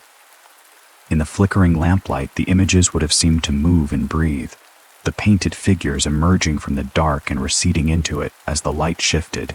It was an overwhelming experience, designed to be so a total immersion in the sacred that lifted the worshipper out of the ordinary world and into the presence of the divine. And these caves were made not by great institutions alone, but by the gifts of ordinary people, merchants and officials and families who gave what they could to have a cave carved or a wall painted, their names sometimes recorded in the inscriptions, their hope for merit and protection made permanent in the rock. In the caves we see the faith of the road made visible, the hope and the devotion of countless people preserved across the centuries in image and color, still glowing, still moving. In the silent dark of the cliffs, death, too, had its rituals and its meanings along the road, and the treatment of the dead varied enormously across the many cultures and faiths of the routes. In some places, the dead were buried with goods to accompany them into the next world. And it is from these burials that much of our knowledge of the material life of the road has come. For the objects placed in tombs, preserved by the dry climate, have survived to tell us of the life of the living. The ceramic figures placed in the tombs of the Tang world, the camels and the merchants and the dancers and the grooms, were meant to serve the dead in the afterlife. And in preserving them, the tombs have preserved for us an image of the vibrant, cosmopolitan life of the road at its height. In other places and cultures, other customs prevailed, other ways of honoring the dead and easing their passage into whatever lay beyond. But everywhere, the fact of death and the question of what followed it were central concerns, and the ways that people faced death tell us much about how they understood their lives. The people of the road lived close to death, for the road was dangerous and life was uncertain, and the faiths and customs that helped them face death were correspondingly important to them, woven deeply into the fabric of their lives.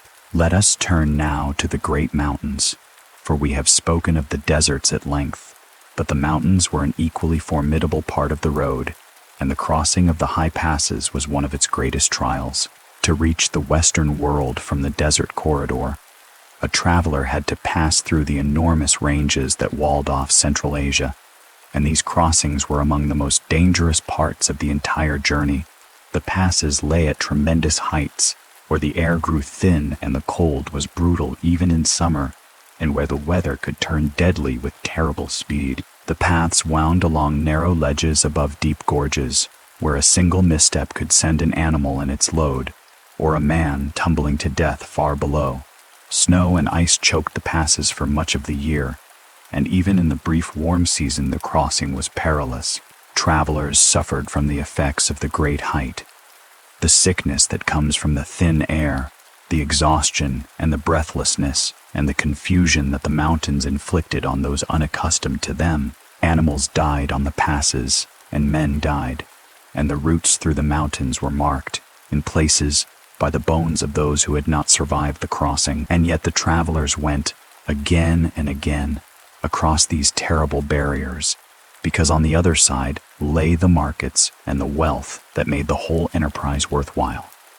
The courage this required is difficult to overstate. To set out, on foot or leading a laden animal across a high mountain pass, knowing the dangers, knowing that others had died on the same path, required a kind of quiet bravery that we in our age of safe and easy travel can scarcely comprehend. The travelers of the road faced dangers on every stage of their journey, the desert and the mountains and the bandits and the sickness, and they faced them not once but again and again, journey after journey, year after year, for the whole of their working lives.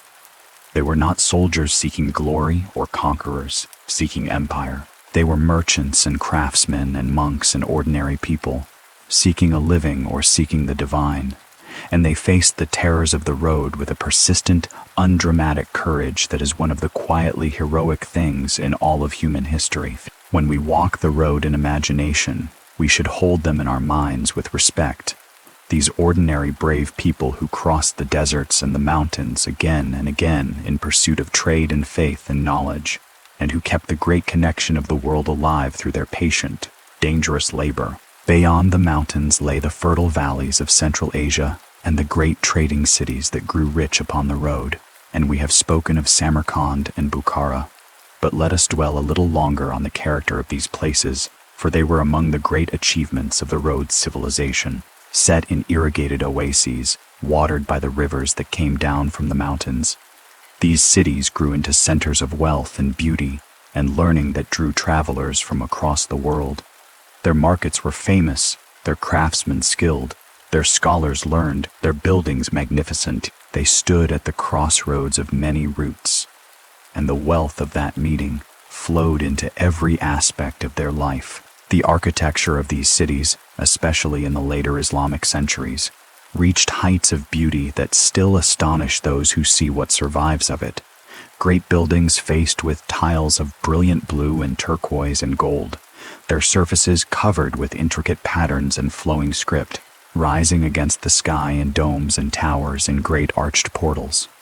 These buildings were expressions of faith and of wealth, and of the sophisticated artistic traditions that the meeting of cultures along the road had produced, and they stand where they survive as monuments to the civilization that the road created. For this is one of the deepest truths of the road, that it did not merely carry goods and ideas between separate and unchanging civilizations, but that it created, in the lands along its length, a distinctive civilization of its own, a civilization of the crossroads, formed from the meeting and mingling of many cultures and traditions. The art of the road drew upon the traditions of China and Persia and India and the classical Western world and the steppe, combining their elements into new forms that belonged to none of them alone. The peoples of the road were often of mixed origin and multiple cultures, speaking several languages at home in the meeting of worlds. The cities of the road were cosmopolitan places where many peoples and faiths lived side by side, where the goods and ideas of the whole known world could be found, where the meeting of cultures was not an occasional event, but the very condition of daily life. This civilization of the crossroads was one of the great cultural achievements of humanity, a demonstration of what can be created when peoples meet and exchange, and combine their traditions rather than remaining isolated and separate. And its monuments and its art and its accumulated knowledge stand as a lasting testament to the creative power of connection. And yet, this civilization, like all things, was fragile, dependent on the continued flow of the trade and the continued health of the powers that sustained it.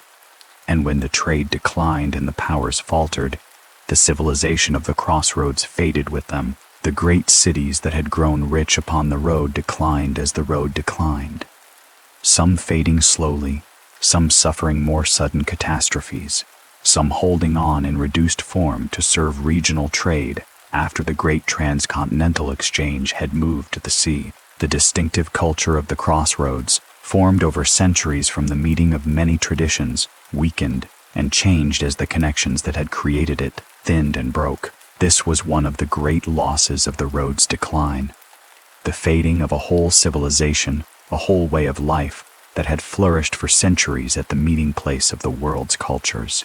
It did not vanish entirely, for its influence lived on in the peoples and the cultures and the art of the regions it had touched, but the vibrant, living civilization of the road at its height passed into history, leaving behind its monuments and its buried cities and its scattered documents as the only witnesses to what it had been. There is a particular poignancy in contemplating the fading of this civilization of connection, for it reminds us that the achievements built upon the meeting of peoples are as vulnerable as any other human achievement, perhaps more so, for they depend on the continued willingness and ability of peoples to remain connected, and that willingness and ability can be broken by war, by disaster, by the shifting of the currents of trade and power. The civilization of the road showed what connection can create, and its fading showed how fragile such creations can be. Both lessons are worth holding: the lesson of what becomes possible when peoples meet and exchange, and the lesson of how easily such meetings can be broken and such achievements lost. The road holds both lessons together in its rise and in its fall, and offers them to us across the centuries as part of the long human effort to understand ourselves and our history.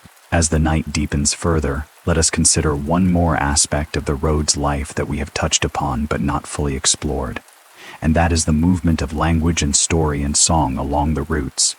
For the road carried not only faiths and technologies, but the softer, more intimate products of the human spirit, the tales and the melodies and the words that people carried with them and shared and exchanged along the way. The road was a place of many languages, and the meeting of languages produced a constant borrowing and blending, words passing from one tongue to another, carried by the traders and the travelers, so that the languages of the road were enriched by the vocabularies of distant places. Stories traveled too, tales and legends and motifs passing from culture to culture along the routes, transforming as they went, so that a story told in one land might reappear, changed, in another far away, its ancestry traceable by the scholars who study such things. And music traveled, the melodies and instruments of one region delighting the peoples of another, as we have seen in the fashion for Central Asian music at the Tang court, where the sounds of far-off places filled the courtyards of the wealthy and shaped the musical taste of a great civilization. These softer exchanges, harder to trace than the movement of goods but no less real, were part of the deep work of the road. The slow weaving together of the human world, not only in trade and technology, but in imagination and art, and the shared treasury of story and song. When a tale traveled from one end of the road to another and took root in a new land, it created a hidden kinship between peoples who might never know of it, a shared inheritance of imagination stretching across the whole breadth of Asia. When a melody or an instrument passed from one culture to another, it carried a fragment of one people's spirit into the life of another, enriching both. These exchanges are among the most beautiful and the most difficult to see of all the road carried, for they left fewer traces than the goods and the technologies. But they were perhaps among the most intimate and the most lasting, for they entered into the very imagination and sensibility of the peoples they touched, becoming part of who those peoples were. The road wove the human world together not only in the marketplace, but in the heart and the mind, in the stories people told, and the songs they sang, and the words they spoke. And this weaving, though largely invisible to us now, was among its deepest and most enduring works. Let us pause now and let the mind rest for a moment upon a single quiet image, the kind of image that holds the whole meaning of the road within it.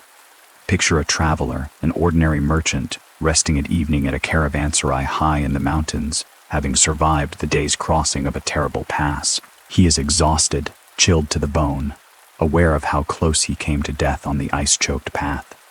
He sits by a small fire in the shelter of the caravanserai's walls, warming his hands, and around him are other travelers, of many origins and many tongues, all of them brought together by the shared danger and the shared purpose of the road. Someone begins to sing a song from a distant homeland, and though the others do not know the words, they know the feeling, for it is a song of home and of longing, and every one of them is far from home. The song drifts up into the cold mountain night, into the darkness and the stars, and for a moment the travelers, so different from one another, so far from all they know, are united in the shared human feeling of the song, in the longing for home that every traveler carries, in the simple companionship of the fire and the shelter and the night. That moment, that small human moment of shared feeling among strangers brought together by the road, is the road at its most essential, the connection of the human world reduced to its simplest and truest form.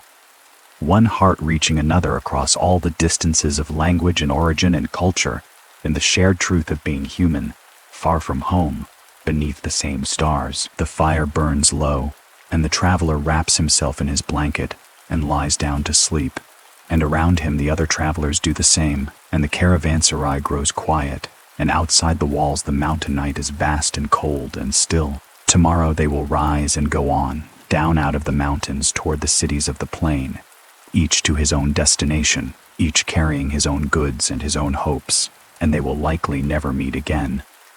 These travelers who shared this one night's shelter and this one song, but for this night they rested together and were, for a moment, a small community of the road, one of the countless small communities that formed and dissolved along its length across the centuries.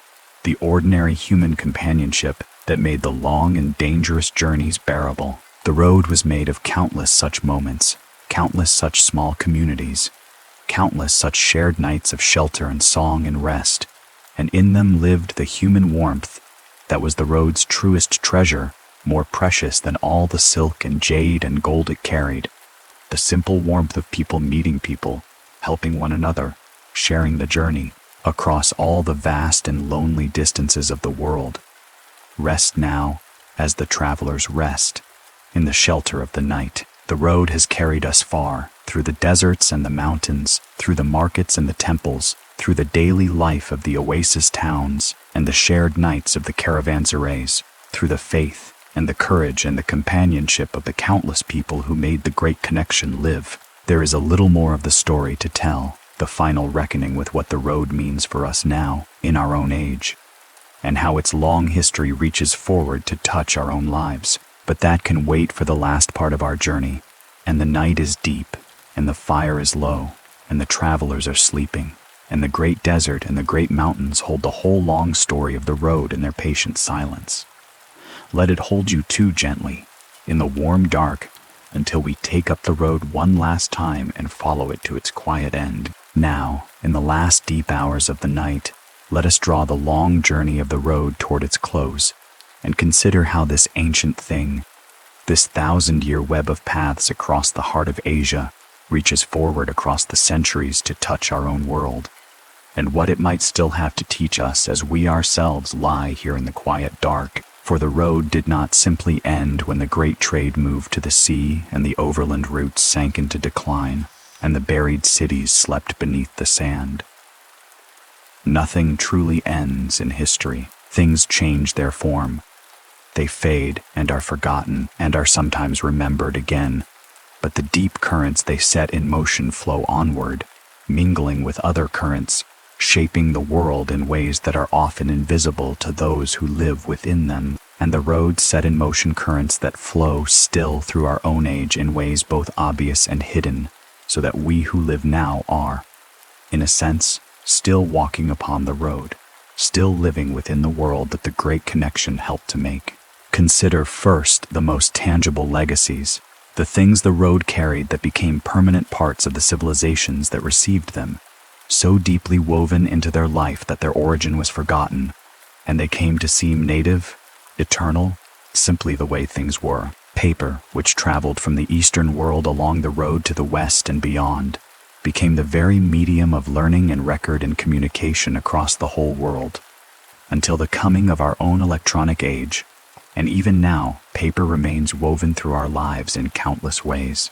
The person who takes up a book, or writes a letter, or handles the pages of a document is touching, without knowing it, a legacy of the road, a technology that traveled the whole breadth of Asia and changed the intellectual life of the world. The faiths that traveled the road shaped the inner lives of hundreds of millions of people, and shape them still. For Buddhism, carried east along the routes, became and remains one of the great faiths of East Asia, woven into the culture and the sensibility and the daily life of vast populations. And Islam, spreading through the central lands of the route, became and remains the faith of much of Central Asia and beyond.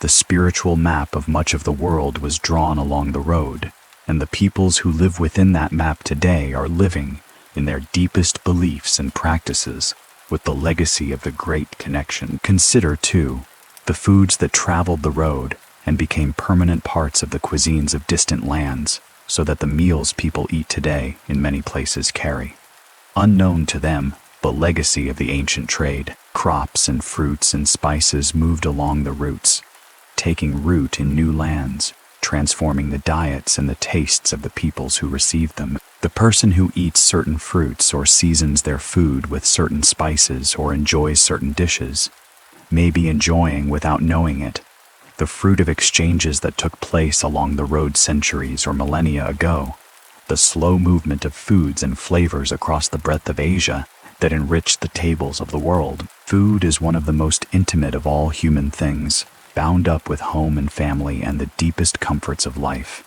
and the road, in carrying foods from one land to another, reached into the very homes and hearths of distant peoples, changing what they ate and how, in ways that persist to this very day. When we eat, we may be tasting the legacy of the road, the ancient exchange of the world's tables, the slow, generous mingling of the flavors of far-off lands. And consider the deepest legacy of all, the one that is hardest to see because it is the largest, the very idea and reality of a connected world, of a humanity that reaches across distance and difference to exchange goods and ideas and beliefs, that trades and travels and learns from one another across the whole breadth of the earth. The road was one of the great early demonstrations of this reality. One of the first times that the far ends of the human world were woven together into a single, if loose and imperfect, web of exchange. And the world we live in now, our own age of global connection, of goods and information, and people moving across the whole earth with a speed and a volume the ancient travelers could never have imagined, is in a deep sense the descendant of the world the road helped make. The impulse that drove the merchants across the deserts and the mountains, the impulse to connect, to exchange, to reach across distance toward one another, is the same impulse that has woven our own world together. And the connected world we inhabit is in its deepest character, a continuation and an intensification of the connection that the road began.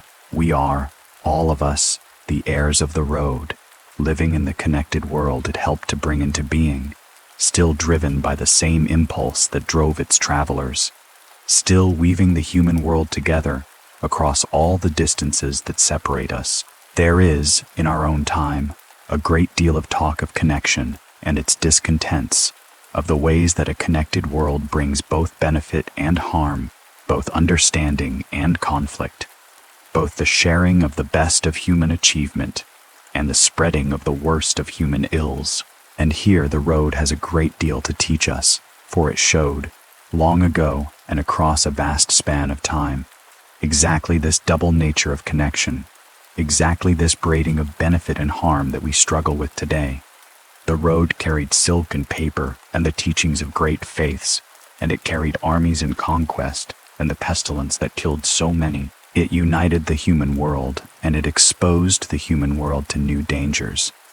It brought the best of what humans have to offer to one another, and it brought the worst, often along the same paths, often in the same movement. The road teaches us that this double nature is not a new thing, not a peculiar affliction of our own age, but a permanent feature of human connection, as old as connection itself, and that the task before us is not to choose between connection and isolation, for isolation has its own terrible costs, but to understand connection truly, to see it whole, and to work patiently and with clear eyes, to nurture its benefits and to guard against its harms.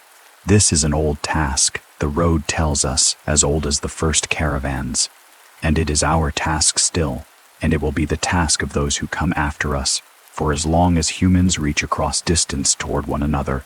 Let us turn now to the reawakening of the road in memory, and to what that reawakening means, for it is one of the most hopeful parts of the whole long story. We have spoken of how the road was largely forgotten after the great trade moved to the sea, how its cities were buried and its history obscured, and how in the closing years of the 19th century and the opening years of the 20th the explorers and archaeologists began to uncover the buried past and to restore the memory of the road. That work has continued ever since, and continues today, carried on now by scholars of many nations, including the scholars of the very lands through which the road ran, who study their own heritage with a care and a knowledge that the early foreign explorers often lacked. The excavation of the buried cities, the study of the recovered documents, the analysis of the art and the artifacts, the piecing together of the long and complex history of the road, all of this continues, and with each passing decade our understanding of the road grows deeper and richer and more complete. The road that was forgotten has been remembered, and the remembering goes on, an ongoing act of recovery that gives back to the world, piece by piece, the history of one of the great chapters of human connection. There is, too, a growing recognition of the wrongs done in the early phase of the rediscovery, when so much of what was found was carried off to distant lands, and a growing effort to address those wrongs. to return what can be returned, to ensure that the heritage of the road is studied and preserved in ways that respect the lands and the peoples to whom it belongs. This too is part of the reawakening, part of the long and complicated process by which the road is being restored to memory and to justice. And it reflects a deepening understanding that the heritage of the road belongs, in the first place, to the descendants of those who created it, to the peoples of the lands through which it ran, and that the recovery of the road's history must be a recovery that honors and respects those peoples and their claims. The story of the road's rediscovery is thus not a simple story of heroic exploration, but a complicated story of recovery and loss and injustice, and the slow, imperfect effort to set things right. And it is a story that is still being written in our own time by scholars and nations grappling with the legacy of the past. But beyond the scholarship and the archaeology and the questions of heritage and justice, there is a simpler and more universal way in which the road has been reawakened in memory, and that is in the imagination of ordinary people the world over, who have been captured by the romance and the wonder and the deep human meaning of the road's long story.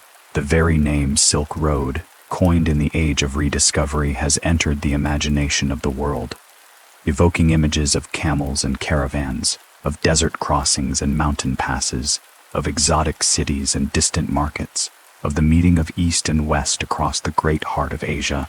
This romantic image is, of course, only part of the truth, and it can obscure as much as it reveals, flattening the complex reality of the road into a simple tale of adventure and exotic wonder. But beneath the romance lies a genuine and profound human truth, the truth of the great connection, of the countless people who over more than 1,000 years reached across the distances of the world to trade and travel and exchange. And that truth, however simplified in the popular imagination, is a truth worth remembering, a truth that speaks to something deep in the human heart, the longing to reach beyond the horizon, to connect with the far and the strange, to weave the scattered human world together into a single fabric of exchange and understanding.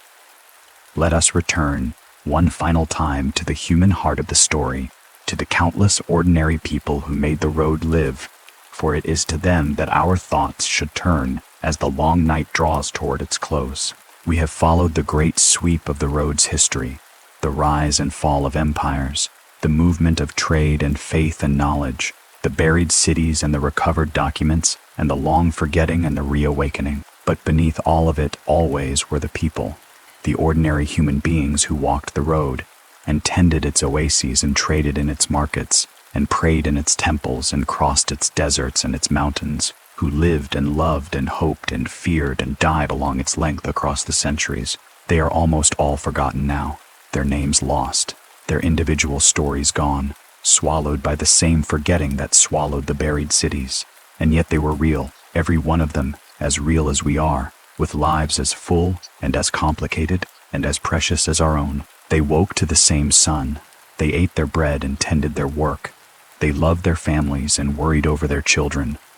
They faced their dangers with courage and their sorrows with whatever comfort their faith could give, and they died as we will die, and passed into the long forgetting and were, most of them, remembered by no one. There is a great tenderness in thinking of them, these countless forgotten people, and a great sadness, and also, strangely, a great comfort. For their forgetting is our forgetting too, the fate that awaits us all, the certainty that we too will pass into the dark and be in time, forgotten as they were forgotten, our names lost, our stories gone, our lives swallowed by the same great forgetting that has swallowed almost everyone who has ever lived.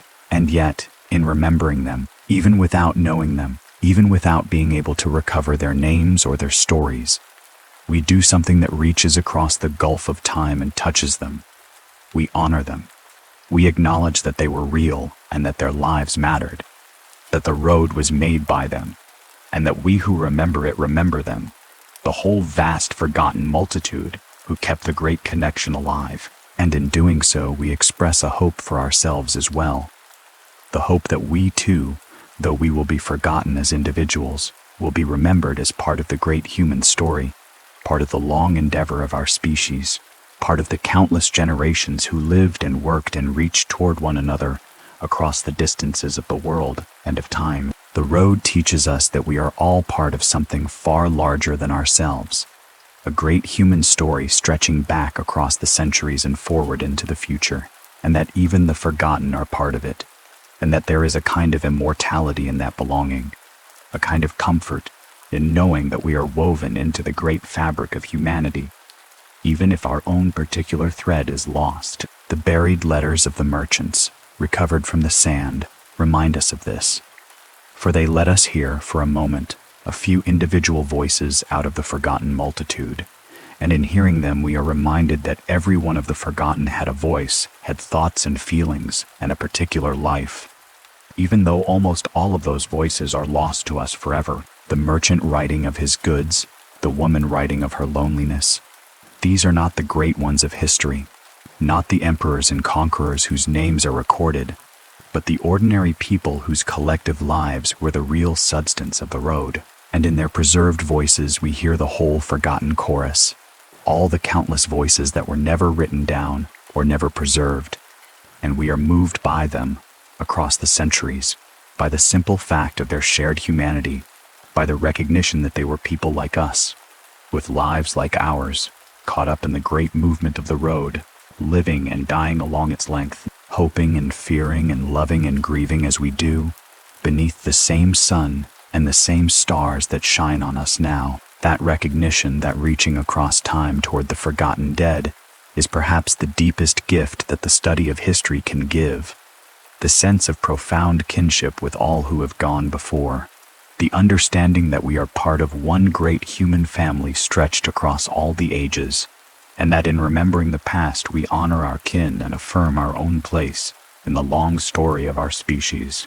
And so the road, which began as a tale of trade and empire, ends as a tale of memory and of kinship, of the long human effort to connect across distance and the equally long human effort to remember across time. These two efforts are deeply alike in truth, for they are both expressions of the same impulse, the impulse to reach beyond the limits of the self, beyond the here and the now, toward the far and the past and the future, toward all the others who share, across space and time, in the great adventure of being human. The road reached across space, weaving together the far ends of the living world, and memory reaches across time, weaving together the generations, the living and the dead and the yet to be born, and both are ways of overcoming the loneliness and the isolation that would otherwise be our fate, ways of affirming that we are not alone, that we are part of something larger, that we belong to the great connected fabric of humanity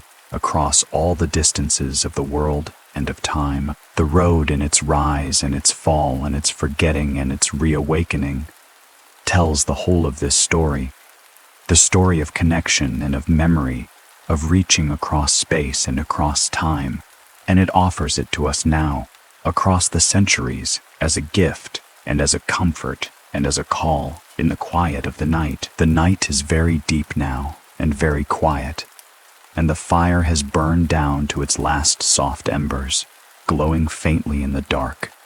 The long journey of the road is nearly done. We have followed it across the deserts and the mountains, through the golden ages and the times of trouble, through the daily life of the oasis towns and the shared nights of the caravanserais, through the faith and the courage and the companionship of the countless people who made it live, through its rise and its fall and its forgetting and its reawakening. And we have come, at last, to its quiet end and to the meaning it holds for us now.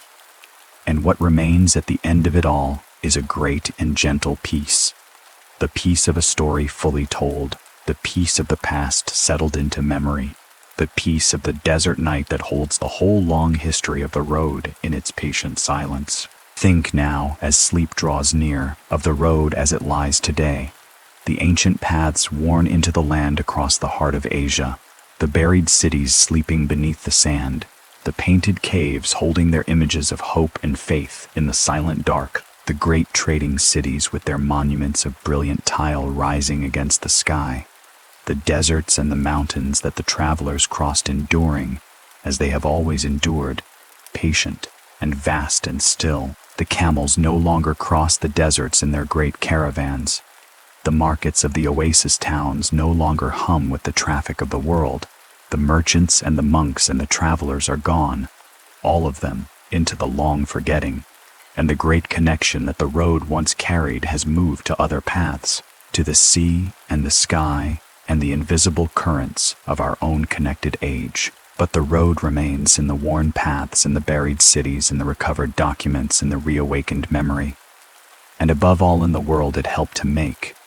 The connected world that we inhabit, the world woven together by the same impulse that drove the ancient travelers across the deserts and the mountains, the deep human impulse to reach across distance toward one another, to trade and travel and exchange and learn, to weave the scattered human world into a single fabric of connection and understanding. And so the road endures, not as it was, but transformed, its living reality passed into memory, and its deep currents flowing onward through our own age, its lesson of connection and its lesson of memory carried forward into the future, its countless forgotten people honored in our remembering, its long story settled into the great treasury of the human past, from which we draw our understanding of who we are, and where we have come from, and what we might yet become. The road is done, and the road endures, and both of these are true, and there is no contradiction in them. For this is the way of all things human, to pass and to endure, to be forgotten and to be remembered, to end and to flow onward, transformed into what comes after. The road holds all of this in its long and gentle story, and offers it to us in the quiet of the night as we drift toward sleep. Let the last embers of the fire glow and fade. Let the desert night grow still around you, vast and cold and peaceful, the stars scattered thick across the enormous sky, the same stars that shone upon the travelers of the road across all the centuries, the same stars that shine on us now. Let the buried cities sleep beneath the sand, their secrets safe in the dry dark, their long forgetting eased a little by our remembering. Let the painted caves hold their images of hope in the silent rock, glowing still in the mind with the flickering light of the lamps that once illuminated them. Let the great cities of the road rest in their memory. Chang'an with its million people and its foreign music, Samarkand green in its oasis, Bukhara with its scholars and its markets, all of them settled now into the quiet of the past. And let the countless people of the road rest too, the merchants and the monks and the travelers and the farmers and the craftsmen, all the forgotten multitude who made the great connection live, rest now remembered and honored, in the great peace of the past, their long journeys done, their courage and their kindness and their companionship carried forward, quietly, into the memory of those who came after. The road is patient, as it has always been, and it asks nothing of us now but that we remember it, and that we understand a little of what it means, and that we carry forward in our own lives and our own age the deep impulse that it embodied, the impulse to reach across distance toward one another, to connect, to exchange, to understand, to weave the human world together in trade and in knowledge and in kindness and in memory. That is the last gift of the road, and the deepest, the reminder of our kinship with all who have gone before and all who will come after. The reminder that we are part of one great human story stretching across all the ages, connected across space and across time in the great fabric of our shared humanity. Hold that gift gently as you drift toward sleep, and let it comfort you. The sense of belonging to something vast and enduring, the sense of kinship with the countless people of the road and with all the countless people of the human past, the sense that you are not alone, that you never were alone, that you are woven, like all of us, into the great and enduring fabric of humanity across all the distances of the world and of time. The fire is out now. The desert night is deep and still and peaceful. The road stretches away in both directions into the past and into the future, worn smooth by the passage of 1,000 years, patient and enduring beneath the enormous sky. And you are here, safe and warm in the quiet dark at the end of the long journey, ready now for sleep, Let the road carry you gently as it carried so many toward rest. Let the desert night hold you as it held the travelers in its vast and peaceful silence. Let the stars shine down upon you as they shone upon all who ever walked the road across all the centuries, and let their light be gentle and their vastness be a comfort. The journey is done, the road is at peace, and so now are you. Rest well and sleep deeply, and let the whispering sands carry you softly down into the quiet dark, where all the long roads of history finally lead into rest, into peace, into the gentle and enduring silence of the night.